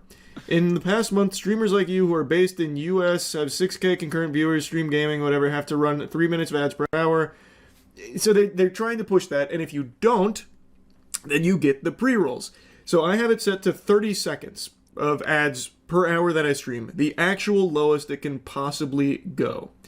And because of that... Bro, and it's so fucked because growing streamers can't run ads because they'll lose viewers.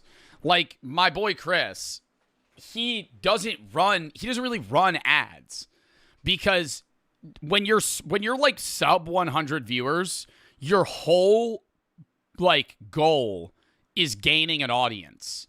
And running ads inherently loses viewers. So if you just spam run ads all the time and you're a 50 viewer streamer, 100 viewer streamer, you're just going to lose 20 people, like off rip. And then even then, the ads don't really make much money until you have, 500 people watching you. I have pre-rolls that Twitch shoehorns in there. But this can go all the way up to 22 minutes an hour. Oh my God. That's unbearable. That is unbearable. I thought it was 10 minutes an hour. 22 minutes an hour. Bro, that's more than a third of the time you're watching is fucking ad space. That's so bad. Who would watch that? 2 minutes and 30 seconds worth of ads per hour. 1/3? More than a third. Or that you stream. And I think they're... Bro, that's the money button for those guys, though. Oh, my God. Wow. Yeah, okay, so Charlie right now runs a 30-second break every hour. They run a 3-minute ad break every 8 minutes. Oh, my God. That's torture. You get watching 3 minutes of ads, you get 8 minutes of stimulation, and then back to the ad hell. Do you think you probably don't get every one, though, right? I would assume it's similar to YouTube, where there's like a percentage chance. Like, there's no way that every 3-minute ad break you have to watch. It's probably like a third of the viewers. 30 seconds worth of ads per hour that you stream. And I think there are streamers that... Oh, I would make so much more money. I would just never, I would feel like I would feel like I'm like a crypto scammer. I would feel like if I'm sitting there and I'm like, yo, every 8 minutes you have to watch 3 minutes of ads. Oh, I'd be printing money. But like, why would I do that? Do that. They just fucking do it. I can't preface this enough. Like, I'm in a situation where my base revenue is from YouTube. Most of my streams, I don't make most of my money on Twitch. I do Twitch for the purpose of having a live audience and then being able to make that content better, right? And then I put that on YouTube. I get it for streamers that are just here for streaming, but like, bro, there's people that are like hardcore big on YouTube and big on stream, and they'll still run 22 minutes of ads. Have it go Insano style, turbo mode, off the charts ads out the wazoo here for it. And that is entirely on the streamers. That is not Twitch's fault. I do think that ruins streaming. Streamers that do that and try and like normalize that level of ads. That shit is diabolical. But as for the pre-rolls, No, you know what the biggest diabolical thing you can do? Twitch, I don't know any streamers that have this. You guys would have to let me know. Twitch has a setting where you can still run mid-rolls to subs. That is bad. That is insane. That if you can turn off ads. Like on default, if you sub, you don't get ads. That's kind of like how Twitch works, right? That's like one of the perks. You could turn that off. You can make it so you still sub. And why would anybody do that? Like, there's other perks, but a big perk is like, now I don't get, for me, because it'd be like, you just watch pre-rolls. Like, when people sub to me, it's just because they really want to sub. They get the sub badge, emotes, and then like, you don't get mid or pre-rolls. But for like an average streamer, you sub so you don't get mid-rolls. So I don't understand why you would ever remove that. Is on Twitch, and I think it's the 2x Bart bucks. That's a big selling point for the sub. That is a terrible, terrible practice. Ludwig does that? I don't think Ludwig does that. I'm calling cap on you. There's no shot that Ludwig gives mid-roll ads to subs. That is the antithesis to what streaming is supposed to be, where it is just a live flow of content and you click on things that seem interesting or streamers that you might be interested in watching, and no one wants to sit through. He probably does. No, dude, that's like, Ludwig's like the most wholesome guy I know. That is like, that is the biggest robber baron thing to do. Like Andrew Carnegie Steel era, I'm going to work my workers 15 hours a day for less than minimum wage. Like, you're going to make your subs watch ads. Fucking 3 minutes before they even see that stream to see if they even like that streamer. They're just going to leave, like I do. It's just stupid. But it is what it is. That's what the platform is. And it's extremely annoying. And I would actually say that the way Twitch does ads is worse than television ever was. By its very nature, streaming is supposed to be a constant flow of content. You are watching something live. And when it gets interrupted with a 3-minute ad break, it's not just like everything pauses while you watch those ads. You are just now missing 3 minutes of what you tuned in to see. Whereas television... You know what they should do to make it more entertaining? Like, while I'm doing my rant during a mid-roll, they would just, like, AI have, like, a fast food mascot, like, walk in stream behind me and start doing, like, a dance. That would, like, it would, like, capture your attention. Like, you would still be able to watch what I'm doing, but it'd be very distracting.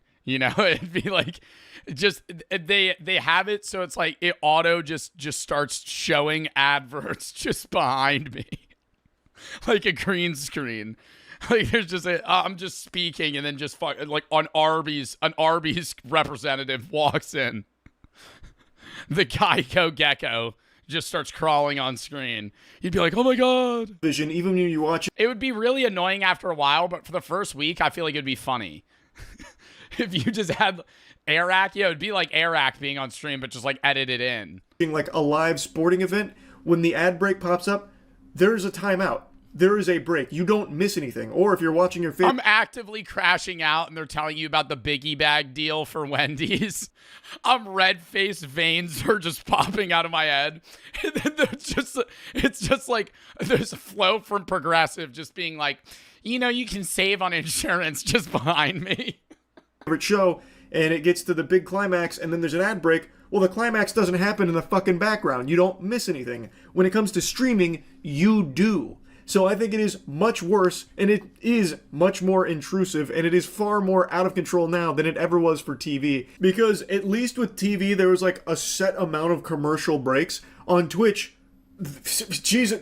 Bro, I can't watch football, bro. Oh my God, it's literally football Sunday. I'm telling you, it's like it's 3 plays and then an ad. I have never been to a football game live, but like any sports game, I'm like, damn, are they taking breaks every like 2 minutes? Because you'll get like 4 minutes of gameplay and it'll just hard cut. And I'm like, what's happening on the field in that time? Lord knows. I've always been so curious. Because streamers control it. And there are a lot of streamers that just do like maximum ad breaks. So it'll be like fucking 7 minutes worth of ads for every hour streamed or significantly more. Like they could be doing 3-minute ad breaks every like 10 minutes. Like there. And I think I'm going to have a take here that the mid-roll apocalypse on Twitch has changed streaming to be so heavy based on clip farming rather than like long form content creation. Because the goal for those streamers that run mass mid-rolls is to just constantly say things that are like TikTok clippable. So then when you get hit with an ad, you will watch it because you're like, now I'm hooked. I want to see what's next. And then when you come back, they're just doing something entirely different, so you're still just stimulated. There's no telling how many ads you be served when watching a Twitch stream. At least with TV, you knew. There was an expectation, and there was plans around it from the content itself. Again, you didn't miss anything with the ad breaks. With streaming, you do. And it's annoying.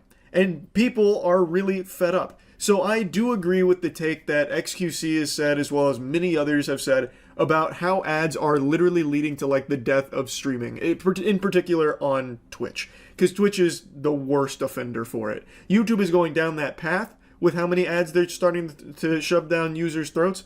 Twitch is still in a worse state with it, and I don't see either platform improving in this department. I just think they're going to make it even worse, especially Twitch. Twitch, I feel like, has been treading water for a while. Now they do this bot crackdown. Who's taking the blame here, though? Like, I understand the platform's like, yeah, responsible for allowing streamers to do that. But it's up to the individual streamer. Same thing with YouTube. I don't like that YouTube jams more mid-rolls. I delete them. I think it would be really bad if Twitch was forcibly making streamers do this amount of ads.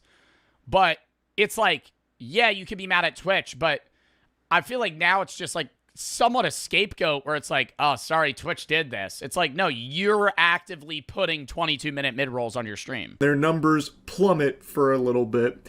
I think that maybe scares them a bit about like the potential advertiser I think it's like 50-50 hit that they might take, where the advertisers are like, oh, Twitch, this is a big drop. Maybe we won't spend as much on Twitch. Maybe it's not worth the budget that we're allocating over there. We're going to cut back on this. Like, and then they're going to go even harder, like pushing their other brand partners to try and like foster that relationship and keep it tight, because they're going to need to, fucking latch onto it. So I And, well, and that's the biggest problem is Twitch and Twitter. Twitter has it way worse. They have such a horrible time selling adverts because they have the lowest turnover rates. Like if you sell ads on Twitter, they will like no one will listen or watch or buy any of that stuff. It's just because it's so short form, you're just going to scroll right by it. Even if you watch it, you're never really going to get invested into it. It's just not personable. They're not able to gather enough info on you to help market to you effectively. I really feel like Twitch's direction with ads has only been getting worse and more intrusive and ruining the experience further and further. YouTube is starting to follow suit because, like I mentioned, they are pumping a ton of ads on streams as well now. Not to Twitch's level yet, but it is there. And I just think that it is horrible for streaming, like, in general. Nobody wants to sit through streams like that where it's interrupted by minutes worth of ads for shit nobody wants in the first place. It is what caused TV to go in a bit of a rough patch there because streaming offered a better ad-free service. And I've already seen some spitball solutions here that I think are pretty trash. One of them was, well, you should be paying all the streamers anyway. So if you want to watch content ad-free, well, fork over some clams to the streamer and subscribe to them. What the fuck, Goober? No, that's super stupid. Streaming is free. Like, you are producing content for free. Getting any money back is just cherries on top. Like, yeah, the general trade-off is that you watch, I mean, that's the argument for the ads, is that when you consume free content, you in turn watch advertisements, and then that's how that individual makes money. And that's why YouTube's such a great platform, but there's a level where it's too much and it's unbearable. Like, it is a service that is free. And if you now start requiring people to pay money to keep experiencing that service, well, you've got an issue. Because never charge for something that was once free. That is like an age-old saying that remains true. You can find countless examples of that being proven time and time again. Nobody is going to want to pay for something that they were getting for free already. And it is by... That's why Twitch, because it's printing money, bro. Twitch is always in the red. They don't make money. So it's just incentivizes them to even put more ads because the more annoying they make, the more money you're going to spend to not have to watch those ads. Even if they lose 20, 30% of their viewer base, it's like now they're still profiting way more for the people watching the ads and the people that are like, I can't take this. I'm just going to pay the $6. By its nature, a free service you're providing to viewers. If they like you so much they want to give you some money, then all power to them. I'm not their dad. They can make their own decisions, and that's great. You know, everyone's happy, whatever. But this is not a solution to Twitch's inundation of ads to the platform. Everyone shouldn't be required to spend money on the streams they want to watch in order to watch it uninterrupted and unimpeded. It sucks. That's silly. Another solution I've seen kicked around is, well, maybe the streamers just need to do a better job of, like, planning their ad breaks, kind of like how TV used to do it. I already don't like where that... Just run an ad when you take a piss. Why is that not that... Maybe it's because I pee too much. So it's like... Because they want to run an ad every 20 minutes. If I ran mid-rolls, I'd be like, yeah, maybe like 1 an hour. I'll go pee 4 times a stream. Just do that. Even if you ain't got to piss. Walk around. Just don't make content for that 30 seconds. We're regressing now to old TV habits, but the idea is streamers, when they're about to run their ad break or when the ad break is coming up, they pause everything and like tell their viewers, all right, here comes ads, go stretch, do that. Take some time if you don't want to watch them, and then we'll come right back after the ads in like 3 minutes or whatever. And I think there are some streamers that have experimented with that. I don't know how well it's been received. And theoretically it makes sense because at least then they're not missing any content. But that's not going to work for every stream. You can't do that for every stream. You can't plan around all of that because these streams aren't planned. Like, I guess you can pause a game, sure. Like, that can kind of work to pause your game that many times for, like, stretch breaks and whatever. But it's not going to work for every stream and every stream. I think IRL streaming is going to die soon unless people change what they do. Because how many times is going to Walmart going to be the wave. Because a lot of IRL streaming isn't even roughly planned. It's just like, hey, yeah, we're going to go to Walmart today. And they just like walk around. And it's interesting like the first time. And then after that, iShowSpeed, not iShowSpeed. iShowSpeed has a fully planned streaming segment for every day for all of the next month. He's touring the US. FaZe, I think FaZe plans their content better now. I think FaZe before, like 6 months ago, when they did IRL streaming, were more like, you know, free balling it, just riffing. I think now they still riff, but they have like a rough sketch of what they're going to do. It just wouldn't. There's too It's just for people to live vicariously through them? Oh, for sure, yeah. many variables at play with every stream that happens. Also, I think it'd be very unfair to the people that just don't want to run ads in the first place. You can't just pause your stream for the pre-roll ads. You'd never have a stream because everyone is going to get a pre-roll ad when they come to your stream. How the fuck are you going to ensure that they're not missing content with that pre-roll ad? They're going to. You have no... Yeah, well, I think the way that I see it, last thing I'll say because I keep fucking yapping, is, yeah, they're missing content with a pre-roll. They already missed content, right? There's people that just tuned in right now and they're like, what is Joe talking about? They're confused. They'd be confused whether or not they showed up 30 seconds ago or right now. So in that sense, give them the ad, right? Give the pre-roll ad out to the viewer. But if it's a mid-roll, they know what's going on. They're invested. Then they get hit with an ad. It's annoying. So I think pre-rolls are fine. Way of stopping that. And I don't think the solution is to require everyone to start running, you know, X amount of minutes of ads per hour. People don't want to do that. Like me, I don't want to do that. It's that simple. So I don't think that's a good solution either. It is a complicated problem. I recognize on Twitch's end, they need to make money off their platform. Otherwise, how the fuck are they going to keep it going? It's very expensive, and the way to do that is through advertising. But their advertising methodology, I think, is just really counterintuitive to what streaming is and has been. And it's just going in a really bad direction that continues to make it worse. Yeah, obviously I don't have all the... Yeah, bro, but I feel like, I don't know the behind the scenes shit, but I feel like the numbers have been so crazy for them recently that they just don't care. If they lose, like, they're having such high short-term gains, like, I would guarantee you, not guarantee you, I would assume the top 20 Twitch streamers are making them more money than they've ever seen before on this app. And themselves, right? Like, I think now the top 50 Twitch streamers, the 35th guy makes more than the 10th guy from 4 years ago. You know, like, they just make way more. Because they have way more viewers, they have way more ads, they have way more subs. Answers there. But there's got to be something, because I really... Kai's running a subathon where a sub adds 3 seconds to the timer. 3 seconds. That is $6 for 3 seconds added to the somebody redeemed dent.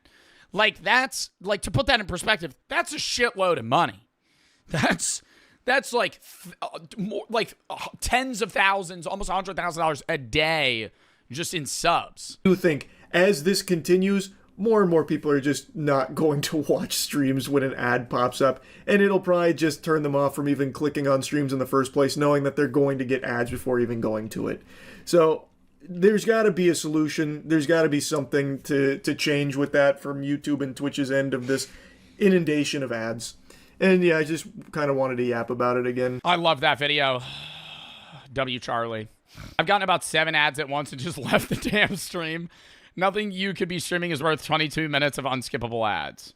What do you mean, dude? The Mafia-thon 3. Open stream, 3 minutes of ads, leave. Try another 3 minutes ads, leave. Try one more time, 3 minutes ads, screw this, close the Twitch. There's sometimes, yo, dude, the OG YouTube era. Does anybody remember? Now YouTube will hit you with less ad breaks, but you'll get minute-long ads. Does anybody remember, like, pre-2017 YouTube, the longest ad you would get is like a 30-second unskippable, but it was like getting the bad lucky block pool, you know? It'd be like 1 out of 50 would be that, and you would tab out. So you would click it, And, you know, 80% of the time it'd be like a skippable 5-second, 2 skippable 5 seconds, maybe a 15-second ad, you'd sit through it. If it was a 30-second, you'd tab out, click it again, tab out, click it out, click it again. And like 80% of the time, it would change the ad to something that was like 5 to 10 seconds. But sometimes you would get unlucky and like the 5th tab in, it would still be 30 seconds. And then you're like going, now you're having like some existential crisis. If that's the right word. Now you're sitting there like, I just spent the Taco Bell art heist. I've never stepped foot into a Taco Bell. I need to even just look at an image of a taco. I didn't know they had art that had value. Have y'all ever gone to a Taco Bell? I don't think I've gone into most fast food places. I only go to drive because who the f goes to dine at a fast food place? Oh my God, wait, why are some of them nice? Look at this shit. This is like a little like niche indie vibe. I feel like I'm used to the last time I used to like genuinely sit down at fast food restaurants was like the old inside of a McDonald's. Like this is what I remember this is what I remember fast food places looking like. Just an old brown tables, maybe a bench, some chairs. It looks a little dirty. The ground's kind of gross. Like there's like a sticky residue all around the soda machines. I didn't know there was value in Taco Bell art. The headline caught our eye. One of the most unusual heists in America seems to be unfolding at Taco Bell. Artwork mysteriously gone missing. Great art heist. Grabbed a piece off the wall. They're now going for big Great art heist. Who's buying a $500 Taco Bell painting? bucks on the black market. Rare. A heist? No art collector. Are art collectors actually buying $1,000 Taco Bell pieces? At Taco Bell?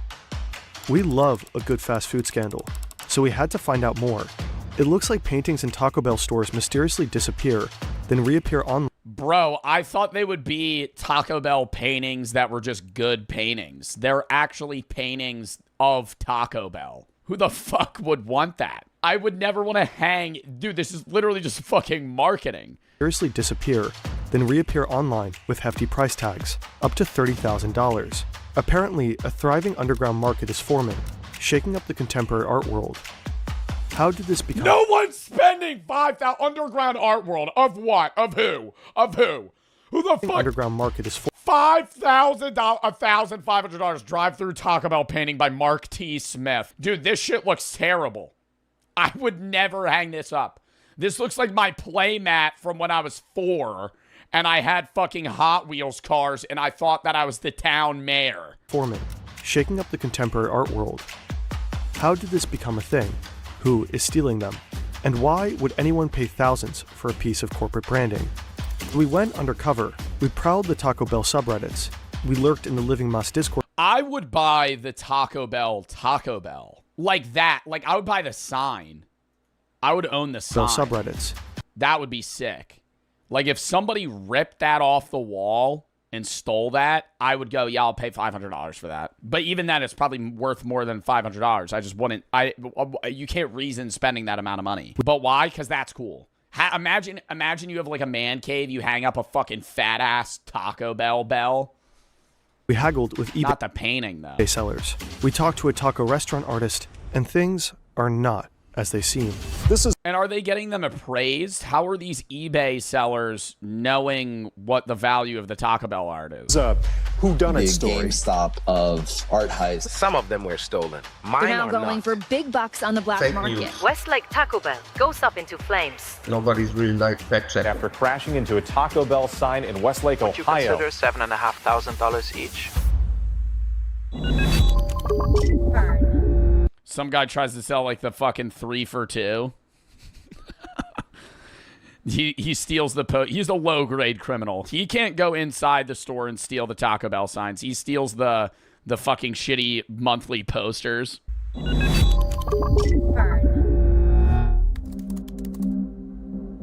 We log into our deserted eBay account and start digging. It doesn't take much time to find the 10K Oh my god, 10 grand. listing the news is talking about. We decide to reach out. Hey, I'm super interested in the Taco Bell prints.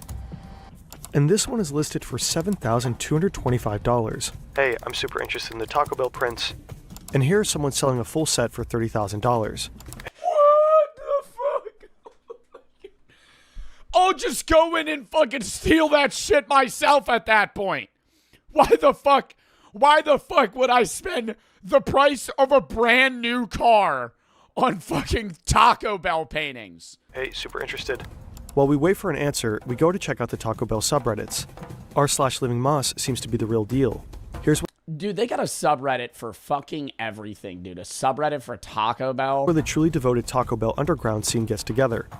I eat Taco Bell at least 200 times a year. Impressive. No. I still ate Taco Bell probably 3 to 4 times a week.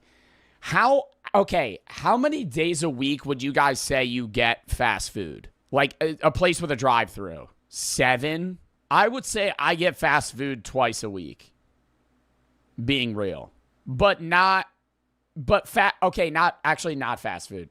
Does Chipotle count? If Chipotle doesn't count, it's 0. If Chipotle counts, okay, like 1 or 2. Until they don't have their honey chicken. And then I don't go there anymore. That's how I run, though. If Chipotle doesn't have their specialty chicken shit, I'm not going there. Then I'll get some other shit. That's just how it fucking rolls. When they had their Adobe pineapple chicken, oh my God, I was eating that shit fucking 4 times a week. They got rid of it. Skyrocket. Or not skyrocket. Tank. 0. After a while, we find out what we came for. Anyone know where I can buy copies of the Taco Bell wall art? A lead. Looking to acquire my favorite piece of Taco Bell art by Mark Smith. If anyone is looking to sell theirs, I'll pay premium. Other users seem to have successfully acquired the art and offer advice for hopeful buyers. Keep an eye on eBay. I can't imagine being this obsessed. Do you think the people buying these are like Taco Bell super fans? Is there really that? Is there a group of people that have money? I always thought Taco Bell's like for broke college kids. Like I would eat Taco Bell. Me and my friends would eat Taco Bell when you want $5 tacos or a fucking quesadilla. I was not assuming the people that are like glazing Taco Bell have $3,000 to spare on a fucking art piece. They pop up every once in a blue moon for $300 to $500. Add to the mix that those of them that did get sold in the past 5 years went to hardcore T-Bell fans that won't sell. $300 to $500. Wow, there's a big supply market or supply and demand problem. There's almost no supply, a lot of demand for the fucking Taco Bell art pieces. $100 seems way more. Big resale value. Just wait until the fucking sneakerheads get into this fucking game. You'll see that shit on StockX for fucking $45,000. Reasonable. Oh, the 2 eBay sellers replied. For the 8.5K seller, we try to lowball him as much as possible. We tell him we found a cheaper offer and that we'd be paying $2,000 max. And then, he sends us an offer from $8,500 down to $2,000. That shit's fake. $8,500 to $2K instantly? Terrible negotiation skills. Meanwhile, the other seller is definitely playing another game. Hey, I'm super interested in the Taco Bell prints. Bro, you know what this reminds me of? While I was off, I was watching Pawn Stars. That show sucks now. Pawn Stars was good in like 2010. That if you watch the new seasons of Pawn Stars, it's just fucking corny ass jokes and staged ass products with horrible negotiation. Please feel free to make an offer, thanks. $5,000. Of course, we're here for the intel, not the prints. I'm willing to pay more if you tell me where you got the prints from. As far as I know, Taco Bell never officially sold them. These prints were pulled directly out of a Taco Bell. I was featured on NBC News about them. Bro just admitted to fucking stealing. Sends us the link to the NBC coverage. I have 3 of them. Are you offering $5,000 for all 3 or $5,000 each? Interesting. We were under the impression he only sold one for $10K, not suddenly 3. But not so fast. The news clip suggested those prints were stolen, since they're talking about an art heist. $5,000 each. Some of them were stolen. Mine were not. That's why they chose me and mine to feature on the news. Would you consider Then how the fuck did you get them? From like a shutting down Taco Bell? $7,500 each? Interesting. Let me check in with my wife first. No problem. What is going on? Blocked his ass. immediately blocked him. Can they possibly be worth that much? We need an expert, preferably specialized in taco restaurant art. And some structure. This project is getting out of hand. Too many tasks, even more. Back to Taco Bell. Checking out their decor. I can gut read ads like nobody else. I knew that was an ad. I smelled that shit from a fucking mile away. Only problem, we're based in Germany. Currently, the only Taco Bells in this country are on US military bases. No chance for us to scarf a half-pound cheesy bean and rice burritos with potatoes while enjoying contemporary American art. There may not be a Taco Bell. Yeah, that's how I describe Taco Bell. Just an art experience, man. You walk in and it just has that smell of grease everywhere. Everything feels a little oily. You sit down in one of those booths and you just stare at that Taco Bell painting. Like you're fucking witnessing Leonardo da Vinci himself. But there are taco restaurants, of course. And one time, we went to a place in Berlin that had custom-made art on the walls. Time to track down the artist responsible. It takes a second, but eventually we find him. I'm Philip Yannicke. I'm 38 years old, and I'm a painter. And our taco restaurant art expert. A friend of mine started to run this taco place with 3 other friends, and he asked me to do a mural. This shit's gotta be money laundering. I'm sorry. How can you be an expert on Taco Bell art? Even, it's back to the thing with Pawn Stars. How the fuck do you just know a guy that knows how much everything's worth?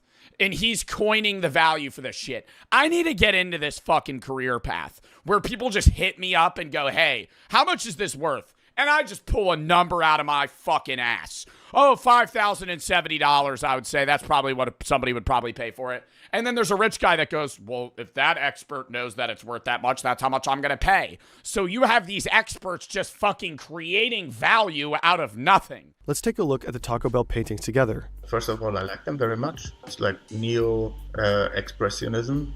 And you see a lot of like Basquiat in it, I would say. I think it's like very contemporary. Basquiat is like one of the most trending artists at the moment. So I guess this kind of explains the popularity. In the late 80s, Jean-Michel Basquiat was one of the most popular contemporary artists.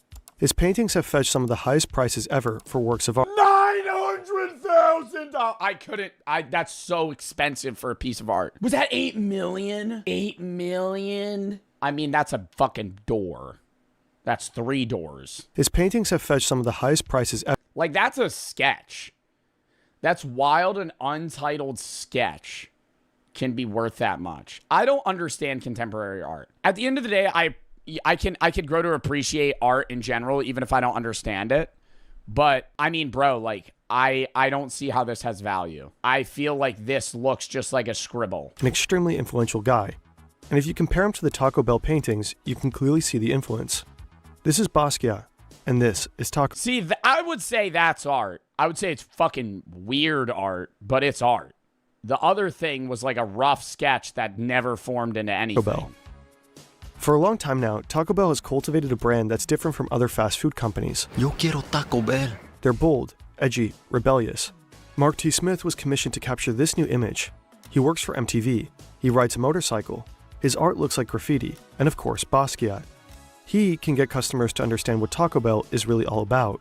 And it looks like he did. But how much would such a painting actually be worth? If the artist is not like world famous, probably a reasonable price in the gallery would something in between 3,000 to 5,000 euros. Where is he getting that? Where are you getting that number? Bro, that'd literally be me just guessing. I don't understand where that number is coming from. Regardless of how much of you know about the history of art. Okay, well, but these are not original. They're just prints. Reportedly, the 3 original prints hang in Taco Bell headquarters, though a lot of sellers are trying to convince us otherwise. Then again, art dealers will argue that art is like any other market-based investment. The price is determined by what people will pay, but with one key difference. See, I would love to be one of these guys too. That just sits on the phone. Do I hear 1, 1, now 2, 2, now 3, 3, 4, now 4, 4 million, 5, 5, 5. And I just sit on the phone and wait for I go, he wants 4 million. Yes, get it. It's 4.2. And that's his job. Art has the added bonus of distinction around cultural capital. Any super rich person can buy a yacht, but only one can own that multi-million-dollar Rothko, and only a few can own these Taco Bell prints. There's something alluring about them. You can't just buy them at a Taco Bell merch store. They're special, because someone— It's rich people shit. It's rich people shit. had to steal them. But who started all of this? When clicking through pictures of a listing, we stumble across this little sticker here. It says Columbus, Ohio, and there's the same sticker here, and here, and here, and here, and here. We also see some listings shipping from Ohio, here, and here. Ohio. That's where the first heist happened, in a uniquely troubled Taco Bell branch in Westlake. Driver upends car against— It ain't even need to be uniquely... bro, you could just walk into a Taco Bell, take that shit off the fucking painting, or off the wall and walk out. Westlake Taco Bell sign, police say. I mean, they're gonna find you, but... Westlake Taco Bell goes up into flames. Man damages Westlake Taco Bell when he can't order grilled breakfast potato burrito, police say. What? Wait, he commit arson and burn the Taco Bell to the ground because they didn't have what he wanted? The Taco Bell behind me off Columbia Road in Westlake is where some believe the great Taco Bell art heist begins. Here's the police report of said heist in 2015. At 4:13 on March 15, 2015, a Taco Bell manager reported the theft of a painting the previous evening. The painting was estimated to be valued at approximately $800 US. The incident was not captured on CCTV. There were no witnesses or suspects identified. This is the corresponding to— It was a worker, bro. 2015 article from a local newspaper. 4 years earlier, someone already tried to steal the very same prints in the very same branch. That's the police report. An 18-year-old former employee drove up to the store late at night with a handful of friends, ran in, grabbed a painting, and tried to get away. It was most likely not a highly calculated crime, but an impulsive taco and beer-fueled crime of passion. One of the sellers we talked to also had the Ohio stickers on his prints. He said he didn't steal them, but that they were gifted to him, because he was part of a team that tore down a closed Taco Bell location. We had no way of verifying his story, but it is in line with a news report saying that Taco Bell employees took the art during renovations. And interestingly, we can't find any other reported heists after the one in Ohio in 2015. It looks like the prints for sale online were mostly produced in Ohio, stolen or retrieved in Ohio, and then sold from Ohio. This doesn't look like a high-profile nationwide art heist at all. I don't understand how people can steal... Like, wouldn't that obviously just go back to you being the person that stole it? If you went into a Taco Bell in your city, stole the fucking sign, and then it was up on eBay, wouldn't the cops be like, you're the guy that stole it? We know it's you. Like, what else? I don't understand why they can't do that. Same thing with, like, Hellcats. You know how people sell Hellcats on eBay that they obviously stole? And there's just shattered windshields and shit. You just say you bought it off somebody else, but they're going to ask who. And a lot of the time, I understand when people... You know the craziest shit is if you own one of those cars, if you own, like, a Hellcat and somebody steals your car, they're probably just scrapping everything in your car. Not like scrapping it like at a scrapyard, but they're going to take your car apart and your car's gone. If somebody stole your Hellcat 2 days ago, you're not getting that shit back. That thing's not intact. There's fucking 80 different parts that are sold to fucking 25 different people. That, which is nuts. They'll swap that shit. They'll VIN swap? Yeah, dude, that's what I'm saying. Let's zoom out. In 2011, a presumably drunk teen in Westlake, Ohio, tried to run away with a piece of fast food decor, but his former boss stopped him in the parking lot. 4 years later, Westlake police got a phone call from the same place that another piece of fast food decor was now missing. That was local news. It was picked up by ArtNet, and they half-ironically called it an art heist. Years after, some Taco Bell prints appeared on eBay and Reddit for sale, allegedly posted by former employees who took them for free during renovations. So far, so unspectacular. But then, in May 2024, this article was published. It made a connection between the 2011 and 2015 Ohio incidents and the— If they're all prints, though, how do you know that yours is even a real print? Couldn't you just fucking get somebody to forge it? eBay listings. One of the most unusual heists in America seems to be unfolding at Taco Bell. There are two problems with that headline. First, it's not unfolding. The incident happened roughly 10 years ago. As far as we can tell, nothing happened since. We asked Taco Bell if they can report any other thefts, but they didn't come back to us. They also never commented when other media outlets asked. Second, it's not unfolding in America. This makes it sound like a multi-state operation. All the confirmed thefts happened at a singular, albeit very cursed, Taco Bell branch. The story's catchy though, and other media outlets seemingly picked it up. They start calling it a nationwide art heist, or Taco Bells nationwide have fallen victim to art heists. NBC says the pieces are selling for thousands online, referring to this 10K listing, but until today, it never actually sold. The listing in itself doesn't prove anything. I can list my shoe for $7 million. Doesn't mean it will sell. Yeah, it's the same thing with like Pokemon cards. When people overvaluate the fuck out of their Pokemon cards, it's not, you don't want to look at what they're for sale for. You need to look at what last sold was. Then this sad excuse for a true crime story gets another twist. We stumble upon a podcast called Pop Crime. March 14th, 2015, Westlake, Ohio. An art piece that some would argue to be as valuable as the Mona Lisa, stolen in plain sight. As valuable as the Mona Lisa. I don't think anyone uttered those fucking words out of their goddamn mouth before you.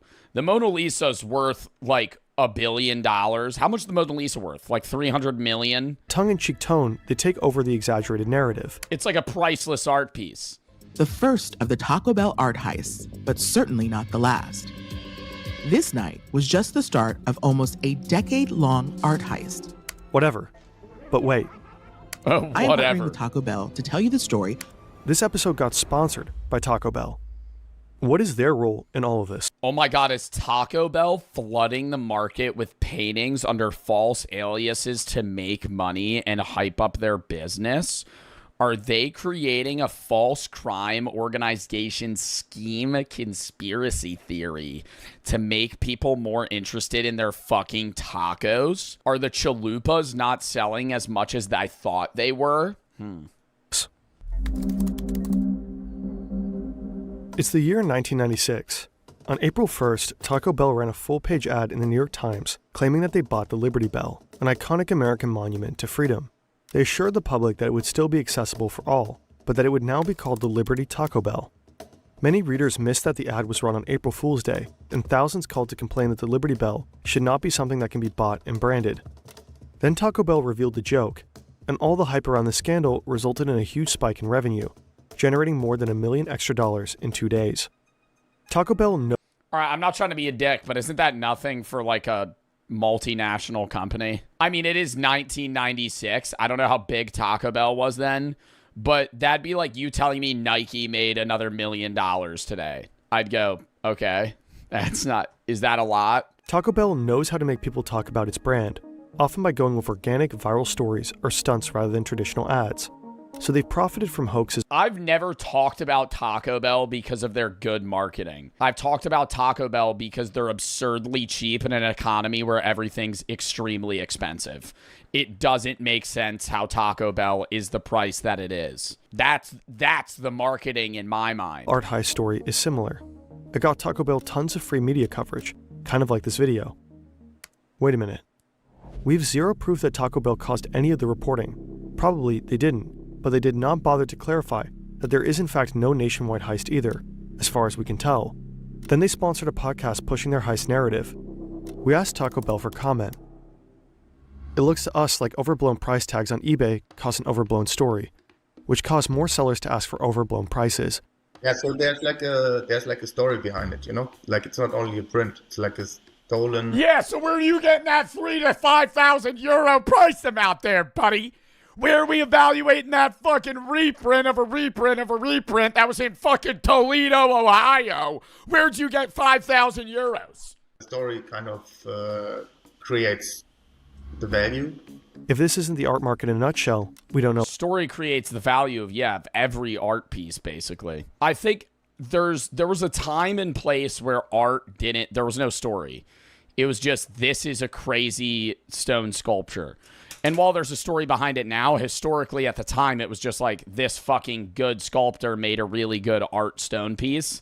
And so it was worth a lot of money. Now, art is literally like buying like an unwritten book where you're just supposed to kind of spiel, you know, word vomit and that associates some level of value to it. I think there's artists that still make art that just speaks for itself, but I think a lot of the time it needs somebody to talk about it for it to obtain any level of value. Know what it is. Vidubjanika understands this dynamic very well himself. When we checked his Instagram, some pictures stood out to us. Presumably they show him with some famous gallerists and investors.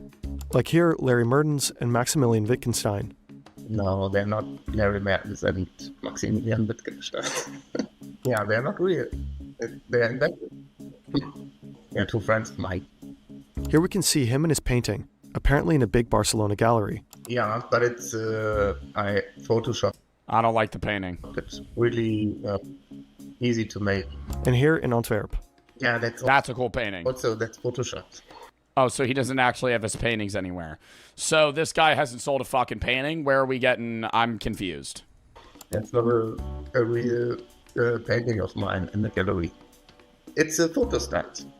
It's a performance art. So it's kind of like this, not making fun of the artwork, but it's just like a part of the artwork with like famous gallerists and like famous collectors. He posted all kinds of made-up stories and photos. Interestingly enough, no one noticed. He gained more and more followers. No, I think it's just like similar to fake news. You're just like posting something. Dude, fake it till you make it. Oh my God. Literally just photoshopping your art in art galleries to derive some sort of attributed value that somebody that's, you know, a dumb rich person ends up caving into. And now your art actually has that level of value. And like nobody's really like fact checking. Now is that illegal? Being exhibited in big, probably not, actual galleries, and his paintings are auctioned at whoa, $6,000 Sotheby's. Right now, it seems no one is actually buying the Ohio Taco Bell art prints for thousands of dollars. But when will the first domino fall? Yeah, because once somebody does, then people are just gonna fucking start. Obsession is way darker than you think. I think Obsession is the recency bias definitely included, but I think Obsession is the best horror movie that I have ever seen. I think it wasn't cheap scares, and I too used the term scary in a different video, and a lot of people got mad because they were like, well, horror films don't have to be scary. And I'm like, well, I use scary and horror interchangeably. I know the definitions are different, but it's like this movie brought a level of discomfort that I had never experienced watching a movie before. Not to the level of like gore or grossness that Terrifier has, just pure like stress. This was the most stressful movie I think I've ever watched. The entire film, I was watching it like this in the movie theater because it's that disturbing in general. I'll turn it on. I'm gonna pause a lot to talk about specific scenes and just what I think about the movie in general. I hope Curry Barker is a director in 85 movies in the upcoming years because, my God, this was a great movie. And I think the actors were great, too. Is it gory? I wouldn't say that this movie's that gory outside of, spoiler alert, this whole thing's going to be a spoiler alert. Outside of the one scene where he's talking to Sarah in the car, in the whole scene, chat, the way they're angling it, you could tell that Nikki's just going to fucking run through the window and start smashing his head in. And that was the goriest scene. That was like Terrifier level gore, smushed her face into a million pieces into a steering wheel. That was horrible. I didn't breathe. To put it in perspective, the reason I say Obsession is one of the scariest films I've seen isn't because of jump scares. It's just the pure horror aspect left me feeling so uneasy that I think I was genuinely breathing once every 30 seconds. Brand new horror movie. In this video, we will be diving straight into its deeper themes. And I love the simpleness of the idea of the wish, right? And the one wish Willow in the senses of like, you have to word it perfectly, otherwise you get fucked over. And symbolism. There will be spoilers. Let us begin. The premise is so simple, but what emerges from it is one of the deepest descents into darkness that I have ever witnessed on a cinema screen. Baron, or Bear as he's known, fancies Nikki. He is the villain. He is the villain. We were talking about it, and I was like, well, he's just an idiot. And then I was thinking back on it, and I'm like, there's multiple instances where he could have fixed it and just didn't. And it's like the wish in premise is already fucked up. But like he could have just been like, I wish I had the confidence to ask Nikki out. But his dumbass goes, I wish Nikki loved me more than anything in the world. What a dork. And then while she's asleep, she's like fighting the demon and she's like aware and she's like, kill me. And then he just doesn't. And he gets an opportunity to ask her out. His friend. And it's also like, I know they needed this, so I'm not complaining about the movie. I think the movie, I have literally zero complaints about the film. I'm complaining that Bear is such a dork that he couldn't fucking come up with a better idea than he went to his friend and he goes, so let me give you the premise. Let me give you the rundown of the film. If you haven't seen the movie, but you don't care about spoilers. There is a character named Bear that moves to this city. One of his best friends is named Nikki. He really likes this girl named Nikki. He's liked this girl Nikki for a while, and he doesn't know how to tell her. And she ends up Sarah, Nikki. There's 2 girls and 2 guys. Bear and what's the other guy's name? It's Nikki and Sarah, and Bear and Ian. And all 4 of them work at the same like record shop. And they're all friends. They hang out. They go to the bar together. Nikki's quitting at this job. So Bear's going, I need to ask her out. And she ends up having her crystal earrings fucking fall down a drain or some shit. She loses them. So he goes to like this, like a spiritual store that sells like jewelry and other items and candles and incense. And he wants to buy her something nice. And he ends up finding this one wish willow that he plans on giving to her because he knows that she wants to be a writer. He doesn't think anything of it. They don't live in a supernatural world. This is just like wishful thinking, one wish willow, you snap it and you think it'll, come true. He's just being nice. So he drops her off and he plans on asking her out. And instead of asking her out, he folds like a chud. And she even says, if you like me, now's your time to tell me. And he says he doesn't like her like a fucking dork. Forgets to give her the willow. And then he ends up just snapping it and wishing for her to love her or love him more than anybody else in that moment. She ends up walking away. Right after he snaps it, she is standing on her porch watching him and is immediately obsessed with him. Goes over his house that night. Ends up sleeping with him. She watches him sleep, which is really weird. So things already in the first day take a dark turn, right? They are sleeping in the same room. He wakes up in bed and she's in the corner watching him sleep and is she has an uncanny look on her face. She's crying. It's really creepy. Also his cat just died. The next day he wakes up and she made a weird vigil in his kitchen of the dead cat on the ground with candles. And so she dug the cat out of the trash, which was weird that he put it in the trash. I don't know why he didn't bury his fucking cat. Can I say that? That was a side thing of Bear's a fucking weirdo. You're so sad about your cat being dead. Imagine throwing it in the trash. My dog dies and I just chuck it in the garbage. What the fuck? Bury it. Get it cremated. What the fuck? Just a weird way. He puts it in a trash bag. So she makes this vigil for him and it's really creepy. And he's Bear goes, Nikki, you can't do that. Already I'm going, this motherfucker's not realizing this girl's a psychopath because of his wish. So it takes him a while to understand. And she ends up she doesn't have work that day. It's her last week. She put in 2 weeks. Or they go to work together that day, actually. And she's really in love with him, just watching him all day. And Ian's what the fuck, man? She wasn't into you a day ago. He's I don't know, man. She just loves me now. It's I guess I did the fucking right thing. And Ian's you're taking advantage of her. She's clearly going through a drug problem or something because it's this woman didn't love you like that. And he just doesn't give a fuck. They end up fucking. And it's the weirdest sex scene you've ever seen in your entire life. No emotion. She's just making the noises. And you could tell that she's possessed. So really creepy. I think that's the night where she actually watches him sleep. And then he tries to go to work the next day. And she's crying and smiling and crying and smiling. Just a really emotional person. To a point where it's abnormal. She gets angry, then sad, then happy, then loving. All in the span of 30 seconds.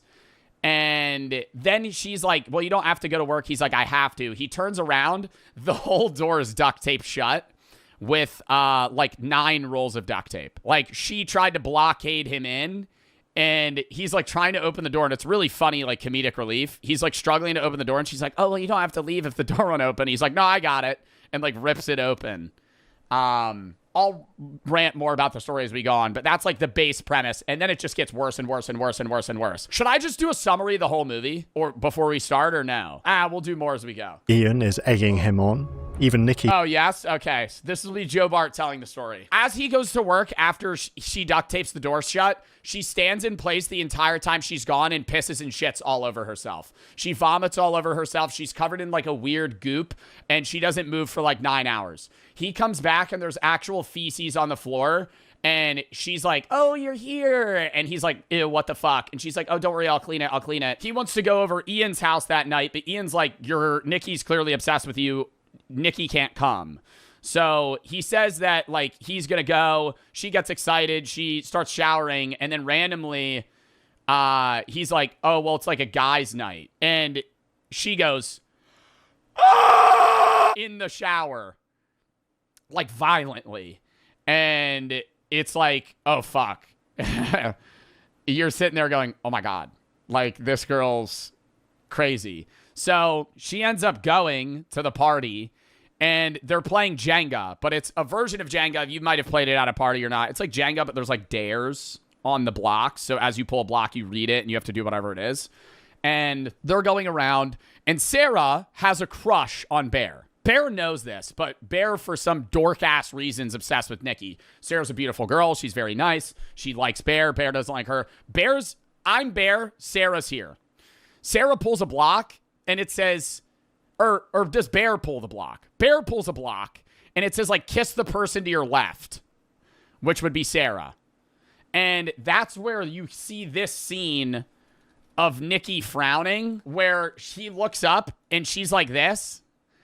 She slow walks behind Sarah on a wooden floor, pulls her chair back, like, stands in front of where Sarah was, and then kisses him. Basically says she'll, like, kill anybody that, like, wants to be with him. And everybody's uncomfortable. And then she's like, okay. She was like, I'm joking. And nobody laughs. And then she's like, okay, I'm not joking. For, like, fuck you guys. Randomly snaps out of it. Right? So, like, real Nikki comes back, starts freaking out, breaks a glass bottle, starts stabbing herself in the eye. Snaps back in, goes, oh my God, I'm so sorry. And then goes to the hospital. Bear brings her back, and he's like, and everybody's like, what the fuck? And through this whole thing, Bear's telling no one any of the weird shit. Bear's like, I don't know, man, she's just going through something. Her dad died. She lied about her dad having cancer or something. And when Bear brought it up, she, in the middle of a restaurant, has like a fucking full-on meltdown. Anyways, I'm skipping some things. Fast forward, she packs him lunch one day for work. He goes, he eats it. On a sticky note, it's like, for my love, Bear, and he wants to be a food critic. On the back of the note, it says, how does cat taste? And Sarah's reading the note, and she's like, what does it mean, how does cat taste? And he's eating his own dead cat that Nikki filleted, cut up, and put into a sandwich. He throws up. It gets to a point where, God, I'm trying to remember, like, what else happens. She watches him sleep. They end up having a conversation where he's really uncomfortable, and then she does this really backwards walk, like, uncanny shit. He says he's gonna go out and, like, give her time and space, and she basically threatens to kill herself like a psychopath, which is weird that actually happens in real life. And it's not Nikki's fault in the movie, because Nikki's obviously possessed, but it's like there are people that do that. It's like every toxic relationship times 5,000 to, like, the worst possible capability it has. Oh, she also snaps out of it while they're making out one time. And then he just, like, doesn't care, which is really weird. He ends up realizing it has to do with the wish. He calls the One Wish Willow hotline, in which the guy goes, you can't undo a wish. And he goes, like, well, can I get another one? And he goes, well, you get one. And so Bear goes, well, what do I do?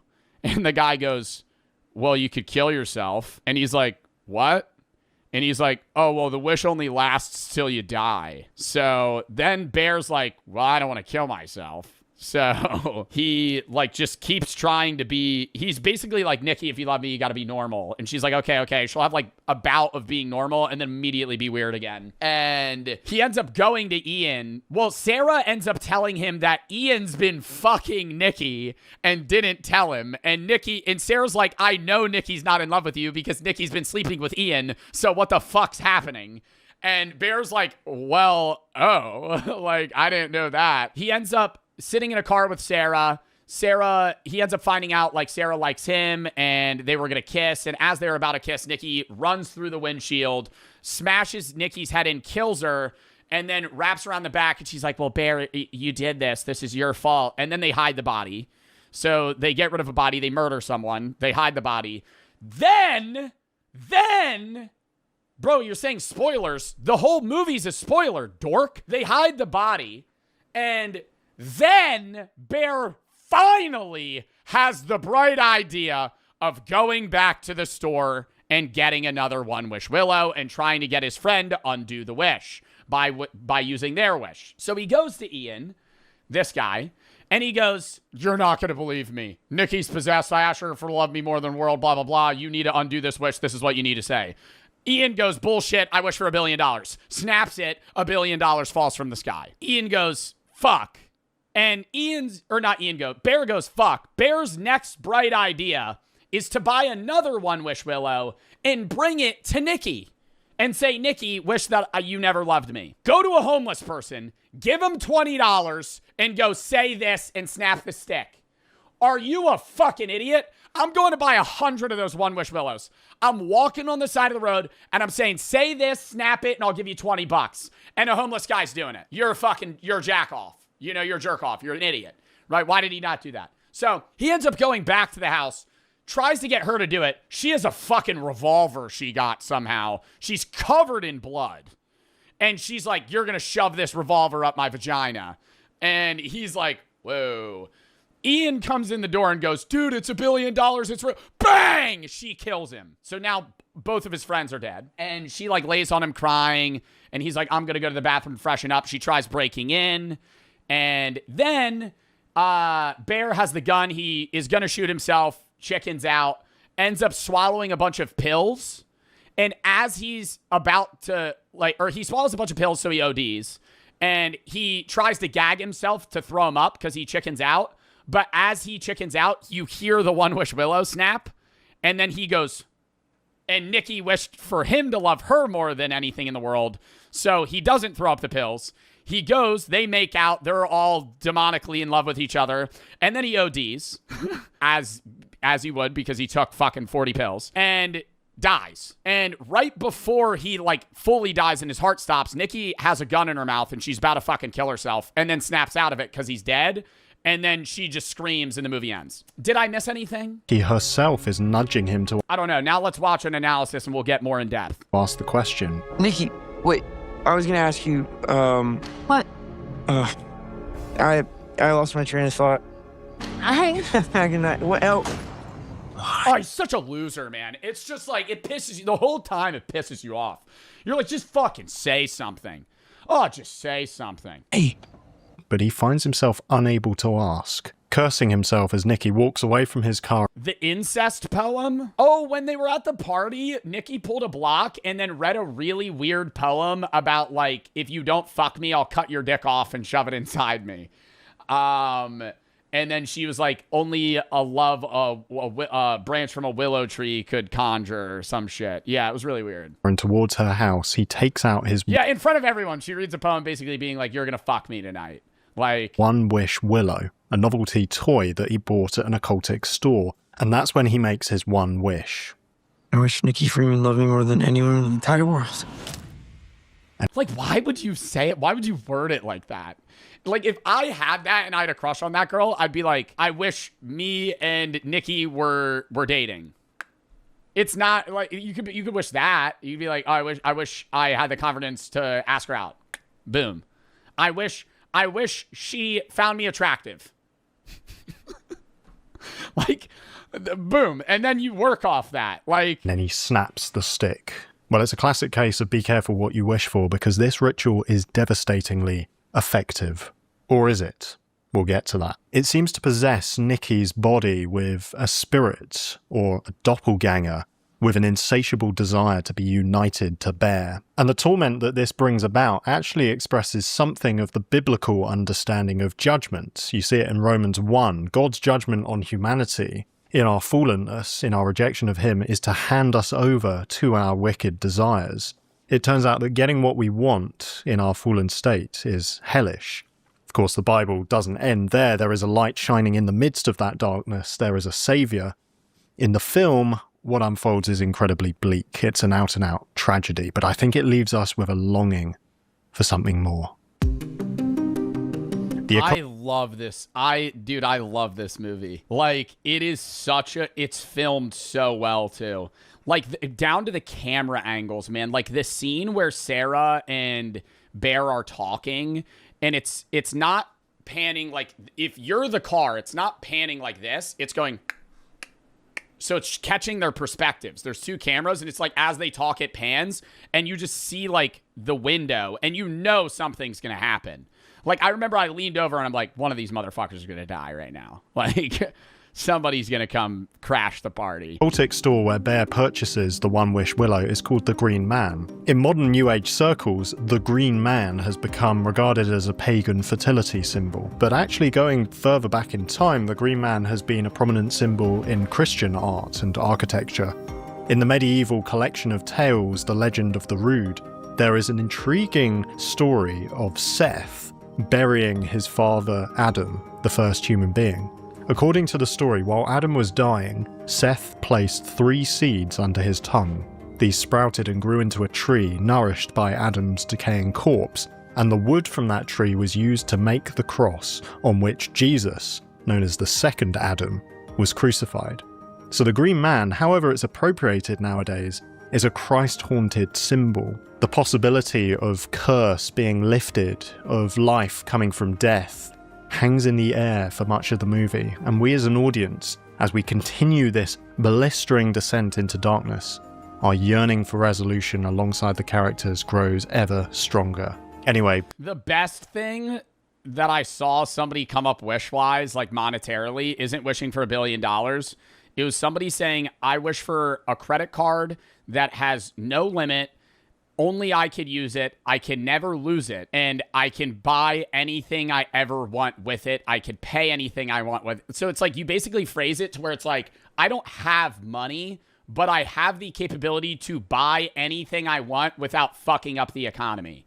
Like, you don't have to manage money. You don't have to do anything. You just have a card that's like associated with your being that you could just buy anything with. Bear visits this shop, the Green Man store, rather Isn't that more than one wish? No, not if you word it in the right way. aimlessly. At first he's looking for some crystals which might help to provide good vibes with Nikki. But then he happens to notice something else, a box of One Wish Willows. And he buys one on a whim. There's this writing on the box. The front says, One Wish Willow, amaze your friends. You only get one wish.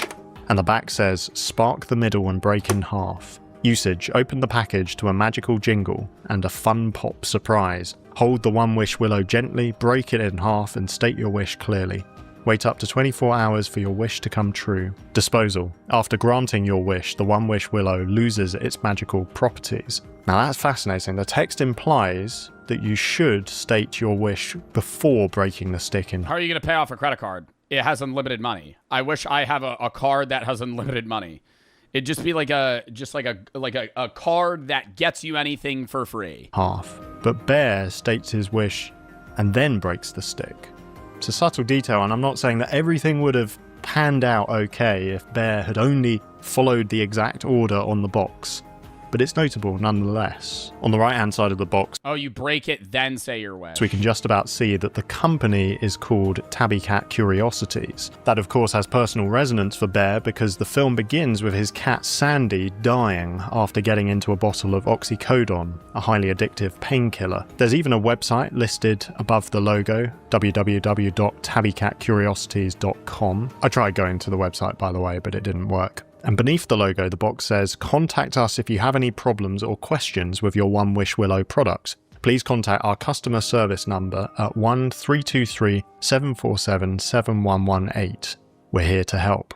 Shall we see what happens if we actually call that phone number? I haven't tried this. I feel like it's going to go to nothing. It's ringing. Why does he have a flip phone? Hey, you've reached the One Wish Willow hotline. No way. Unfortunately, we're not liable for any unintended things that might have happened to you or your loved ones.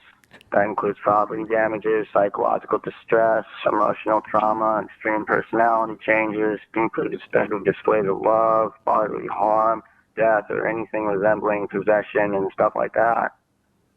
It's all there in the fine print, but maybe you didn't read it. Most people don't. If you need further assistance, well, I hope you can find it because there's not much I can really do. Good luck. Oh my goodness, it works. That is a phenomenal bit of marketing. I imagine it just goes through to Yeah, and very few people catch that, dude. Like, even in a movie theater, it's hard to read that specific number. the answer phone every time you call it, but still.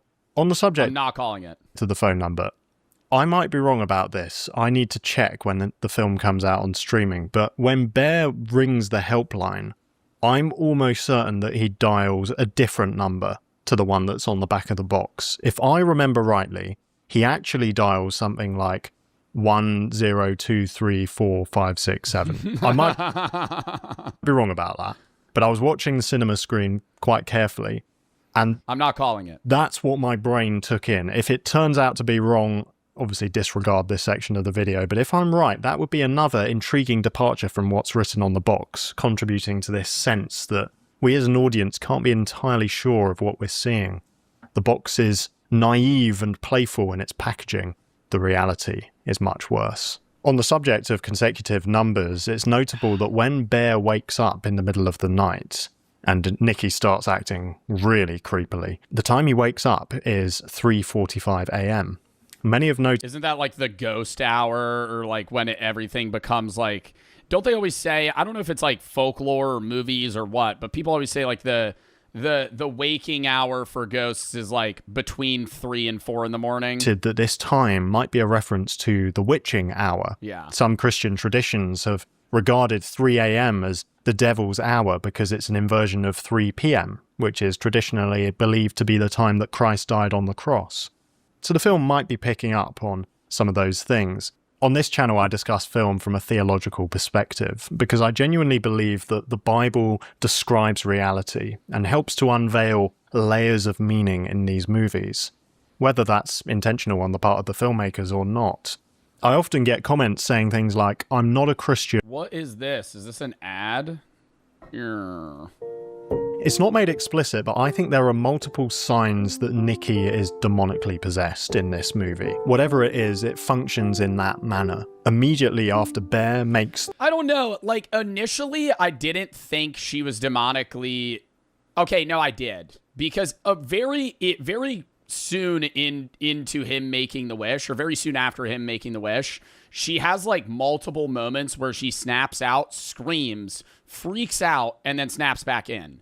So it's like, even if it's not a demon possessing her, there's clearly something that's like skewing her capability to individually want these things to happen. Like, she's not under control of her love for him, right? Which I don't think he wanted when he asked that, but it's like, dude. The wish, Nikki starts acting very strangely. Her obsession with Bear quickly becomes otherworldly. She moves in with him, she makes a bizarre indoor memorial for his dead cat, she watches him sleep, she gaffer tapes his front door to make it hard. That shit was crazy. Dude, that's like 9 fucking rolls of tape. When they turned and I saw that, that's when the woman next to me, I said this, I didn't spoil it at the time, but after I watched the movie, I came back on stream, bro, the woman next to me went, "Oh, fuck no," out loud. And I died laughing. It was like the funniest side commentary. Like, you just sitting there, just a random person, just hearing their reaction to that. His front door to make it harder for him to leave. And when he prizes that door open, she just stands there waiting for him to return. Oh my God, she poops. Oh my God, it was disgusting. Like feces on the ground, pissing, shitting all over herself. So creepy, that building sense of dread as Bear does his day of work, and then how will he find her when he returns home? Will she have changed even more? While he's at work, he opens the packed lunch that Nikki has made for him, and inside are 2 Polaroid photos. The top one is a photo of Bear with... Oh my God, and the other one, dude, it's just him sleeping, and she's like fucking taking a picture of it. A heart, and the caption, "You." The second photo depicts both of them lying next to each other, and the caption chillingly says, "Not me." And that's a sign that the real Nikki is trying to signal to Bear.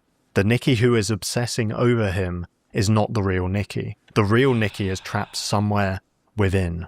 The sandwiches. I think the biggest turning point that fully submitted Bear as like a horrible person is when she was like, kill me in her sleep, and then he just didn't do anything. I'm not saying he needed to kill himself. I'm not saying he needed to kill her, but he just kept trying to band-aid it, where he was like, oh, you know, you just have to be normal. It's like, bro, clearly she's possessed. Like, I don't think I would have killed myself, but I think I immediately, after she fucking pissed and shit all over the ground and put a sigil of the cat, I immediately would have gone to the store and started asking people to make the wish to reverse it.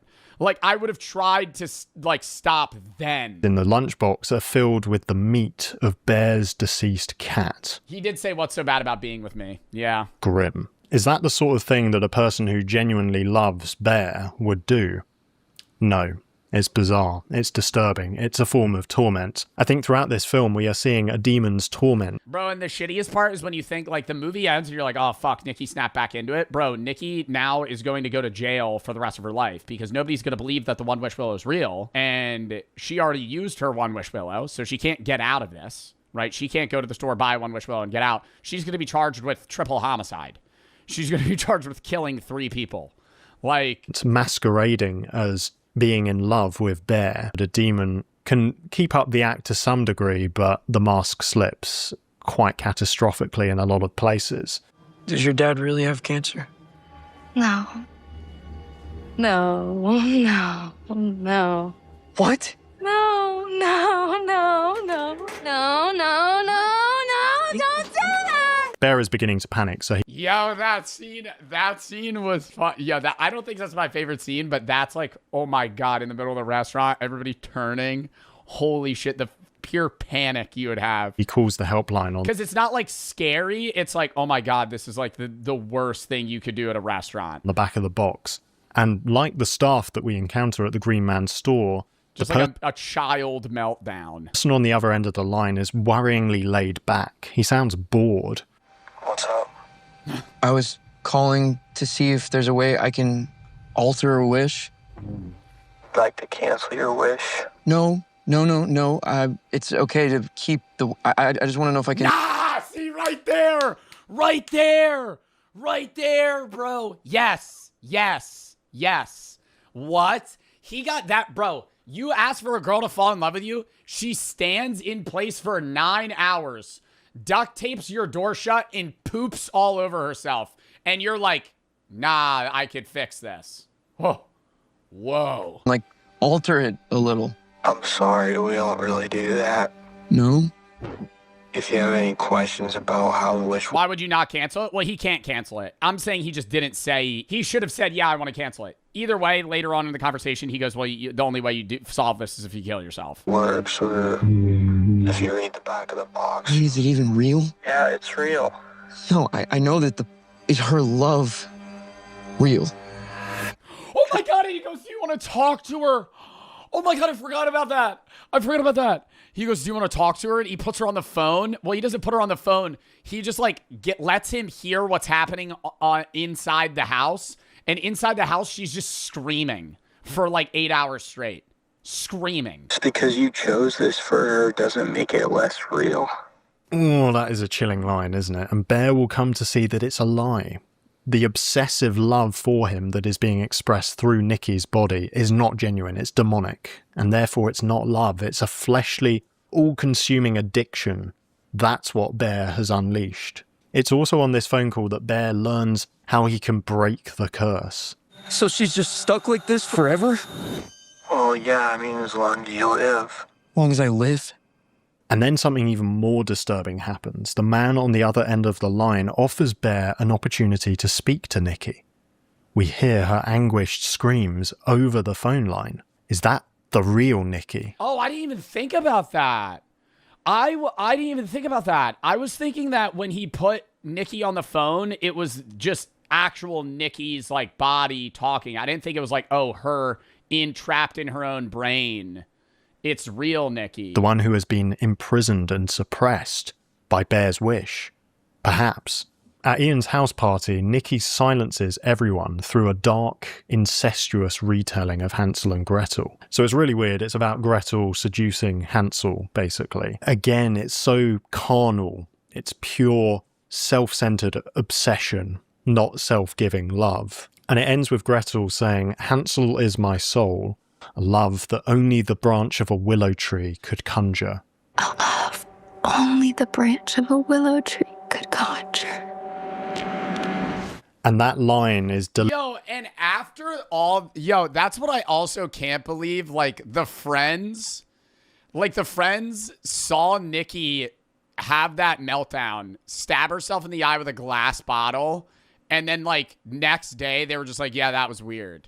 I feel like if I was friends with Nikki and Bear, I'd be like, yo, dude, you got to put her in, like, a 51-50 hold. Like, you like, she needs to be in, like, a padded room, man. Like, this is not normal. Like, what the fuck? delivered knowingly But he doesn't. They just go back to work and they're like, I want to talk to you. Nikki's not for you. Nikki's not sane. to Bear.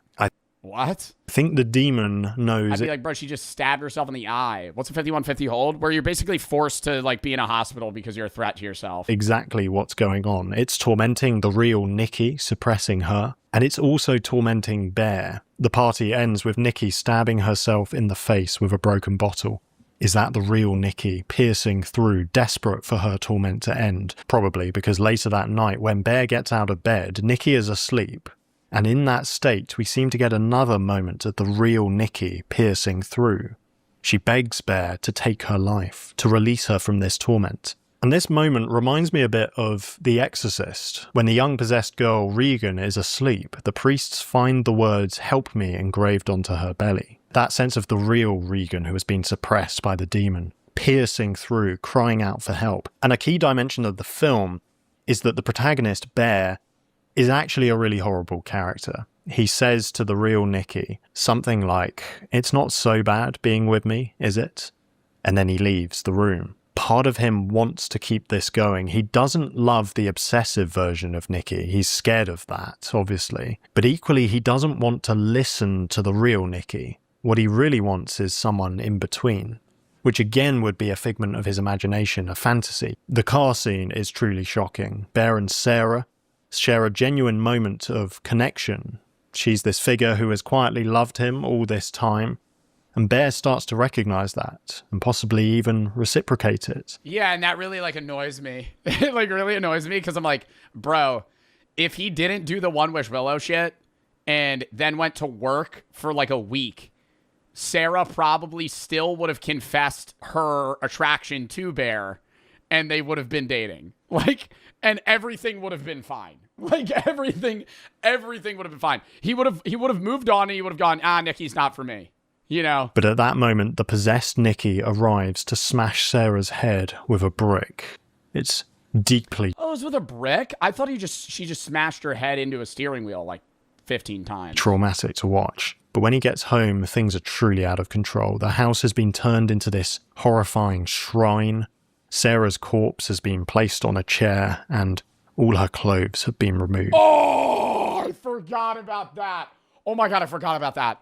Oh my God, I forgot about that. Holy shit, I forgot about that. Oh my God, yeah, she stripped her naked, and then she's like just like a mangled corpse, just like butt naked in a fucking chair. Nikki is now wearing them. That sense of she wore her hair, trying to steal the love for Sarah that Bear might have had and claim it for herself. This brings us to the ending. Bear locks himself in the bathroom. He tries to kill himself with a gun, but finds himself unable to do it. So he then reaches for the oxycodone pills, the ones that killed his cat. Is this a redemptive, heroic final act? Is he choosing to sacrifice his life in order to set Nikki free? Well, it seems to me, the way it's framed... But it's like too little too late, you know? Like, they've already killed two people, and now he's like, okay, I'm just gonna kill myself. I don't think he was killing himself to help her. I think it was like, I have no other option. Like, this is the only thing I can do. I don't think he was doing it for her. I think it was like, oh shit, well, my life's fucked now. Is that it's actually a total last resort and it's more about setting himself free. Nikki being set free is a kind of byproduct for him at this point. And one of the reasons I think that is because he does eat the pills, but then he seems to change his mind. He tries to make himself vomit. But before he can, Nikki finds the One Wish Willow and makes a wish. Presumably, and it makes a little sound. It goes like, that Bear would be as obsessed with her as she is with him. And he emerges from the bathroom. They kiss, but then she realizes that Bear is dying in her arms from the overdose. The possessed Nikki is devastated. Why? Well, I suppose it's kind of obvious she's still living under Bear's wish, and therefore she's still infatuated with him, obsessed with him, devastated to see him dying. But if she is in fact demonically possessed, as I've interpreted throughout this video, I don't think the demon is in love with Bear, and that's why it's sad. I think it's sad because it realizes that it can no longer torment Bear. Now, it may also know that it'll be expelled from Nikki's body once Bear dies. It'll no longer be able to torment her either. I don't know, because it was, yeah. I don't know. I don't want to say it doesn't feel like a demon, because part of me just feels like it's like a brain worm that's like attached to like Nikki's consciousness that like forces her to feel these weird bouts of like love and obsession. And then when she snaps out of it, it is her and she doesn't have that like attachment. But then it's also just like, well, what's making her do this weird shit? Like, because even if you were obsessively in love with someone, you wouldn't be like cooking their cat and feeding it to them. You know, like that's not obsession. That's just like demonic. Like, what is that? That he's dying. Like that side of it makes you think that there is like a demon involved, because it's like, if she was just obsessively in love with him, she wouldn't do that. So anyway, Bear dies in Nikki's arms, and the possessed Nikki... Like, I could see obsessed Nikki killing women that are obsessed with Bear, like Sarah, or not obsessed, but in love with Bear. Like, that doesn't confuse me as much as, like, why are you giving... Like, there's no world where, like, somebody that loves Bear that much, even more than anything, would be like, okay, he's going to want to eat his cat. He prepares to it's, like, psychotic. Take her own life as a result. It's like a perverse retelling of the end of Romeo and Juliet. But at that moment, the curse is lifted. Bear's death ends the effect of his wish. And then... You know that's not how they originally wanted to end it? There was like a few things. I heard, number one, that the movie was supposed to have more gore and they had a... I don't know if this is true. But I heard this. The other two things I'm going to say are true. I heard that the movie originally was supposed to have more gore, but it was going to be rated NC-17, which means that it's like worse than rated R, and then people wouldn't be able to watch it as much, so they had to remove stuff. I heard that the original ending was not supposed to be her surviving. It was supposed to be her killing herself. And they only did one take. The ending is one take. Like, they only filmed that ending once, but they liked it that much that they did it instead. And then what was the other thing? There was something else. I might remember. No, the real Nikki finally comes to. So there's a hint of deliverance there. Nikki is released from the curse, but it's definitely not a happy ending. She returns to her body and her life, only to find it in total ruins. Sarah, Ian, and Bear are all dead. This friendship group, utterly ruined by this careless wish. So to return to the title of this video, what is the real horror of obsession? Well, to me it resides in a simple question. Did Bear get his wish? Well, I think the horror, like the fear factor of the movie, is that it's not... I think any movie where the horror resides in something that is human but off is always more scary. Like, the uncanny is always more unscary, or more scary than something that's like a monster, right? Like a demon or a being that's like haunting you, like the boogeyman, is not nearly as scary as something that's like Nikki, where she's snapping in and out of being like human, and the scene where she's just like uncannily staring at him at night in the corner of the room's terrifying.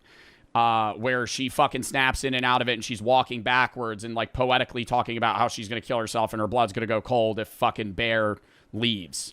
Like, that stuff, it's like, it's taking, like, real-world relationship obsession and then amplifying it to a level that's, like, uncannily scary, so it feels more fearful than something that's too outlandish that it's like, okay, this is, you know, it's fucking Edward Scissorhands, you know?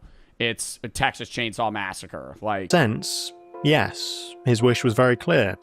That Nikki would love him more than anyone. It's realistic. Well, I don't want to say realistic, because, like, One Wish Well doesn't exist, but, like, the stuff that she does, someone could do, you know? Like, all of the things that she does, somebody could act like that. Anyone else in the whole wide world. I wish Nikki Freeman loved me more than anyone in the entire world. Bear, I love you so much. I don't think I could live without you. You love me more than anyone in the world? Yes, more than anyone. He gets what he wants, and he doesn't like it. But then you could argue that Bear doesn't actually get his wish. Because if, and I think it's a big if what he truly wants is a mutual, meaningful connection with Nikki, that's not what he gets. The possessed Nikki is a counterfeit, a distortion, robbing her. No, she doesn't love anything about, like, she loves him, but there's no reason, right? Like, if you love somebody, you could be like, I love them because of this, and I've built this love over time. It's just like, it's not love, it's obsession. That's why it's the name of the movie. Of agents. So the wish comes true from a fleshly perspective. It produces this carnal obsession, the inevitable outworking of a selfish desire that doesn't truly value the other. But the wish doesn't come true from a spiritual perspective. It doesn't satisfy Bear's ultimate thirst for meaning and intimacy, even if he thought and wished that it would. I think this movie has a lot to say about how devastating our modern inability to define love can be. We often deify that notion of finding the ideal romantic partner, the one, where we believe that other people can satisfy our ultimate longings. That has two problems. The first is that we can end up loving someone selfishly and instrumentally, you know, not for their sake, but for what we can get out of them. That's one problem. The second problem is that it places a burden on relationships that they were never designed to carry. If I make another human being into my God, they will disappoint me, and it's very unfair on them. According to Christianity, we can only know what love actually is when we look at God. He's this eternal, loving union of Father, Son, and Spirit. And his love is most clearly revealed when it is poured out in self-sacrifice for us on the cross. True love is self-sacrificial, not self-serving. And that should then flow into our relationships with others. Christians call one another brothers and sisters in Christ. He is the basis for our love, and we are called to invite others into that love. And many Christians get married. But again, that's founded on self-sacrifice rather than selfishness, because in Christianity, marriage is this metaphor for the cosmic union. I just don't see how this has to do with the movie, if I'm being honest. Like, I'm not disagreeing with what he's saying. I myself am, you know, not religious, but it's just like, I don't think this was thought of when the movie was written. Between Christ and his bride, the church. I don't know what you make of all that, but I'm sure we can all agree that obsession is an absolutely devastating portrayal of a relationship. And I wish I could say to both Nikki and Bear that they are made for so much more than this, that there is a much greater love. And if Bear knew... I like I like how he's intertwining it, but it's just like, I don't think that was what the meaning of it was. That love, he would not have wished for Nikki to be compelled into loving him, because loving her would actually look like honouring her and laying down his life for her. This film really rattled me. I watched it with my friends Ethan and Sonny at the cinema, and we discussed the film at length afterwards. It was one of the only movies where I left and I thought about it for hours after in years. Like, I remember leaving that movie and I wanted to talk about it to people for like hours. Like, normally I leave a movie, talk about it for 10 minutes, and then I just move on, do something else. A lot of those thoughts actually made it into this video, so thanks so much, guys. Shout out to you. And here's the letterboxd review I wrote of the movie. One of the most terrifying films I've ever seen. I want to recommend it. Don't at the same time. It's a phenomenal feat of horror filmmaking. Just people, it's genuinely disturbing. Yeah, I would say that, like, if you're not a fan of, like, scary or horror films, this is, like, probably one of the worst movies you could ever see. That night. 5 stars. One of the most terrifying films I've ever seen. I want to recommend it.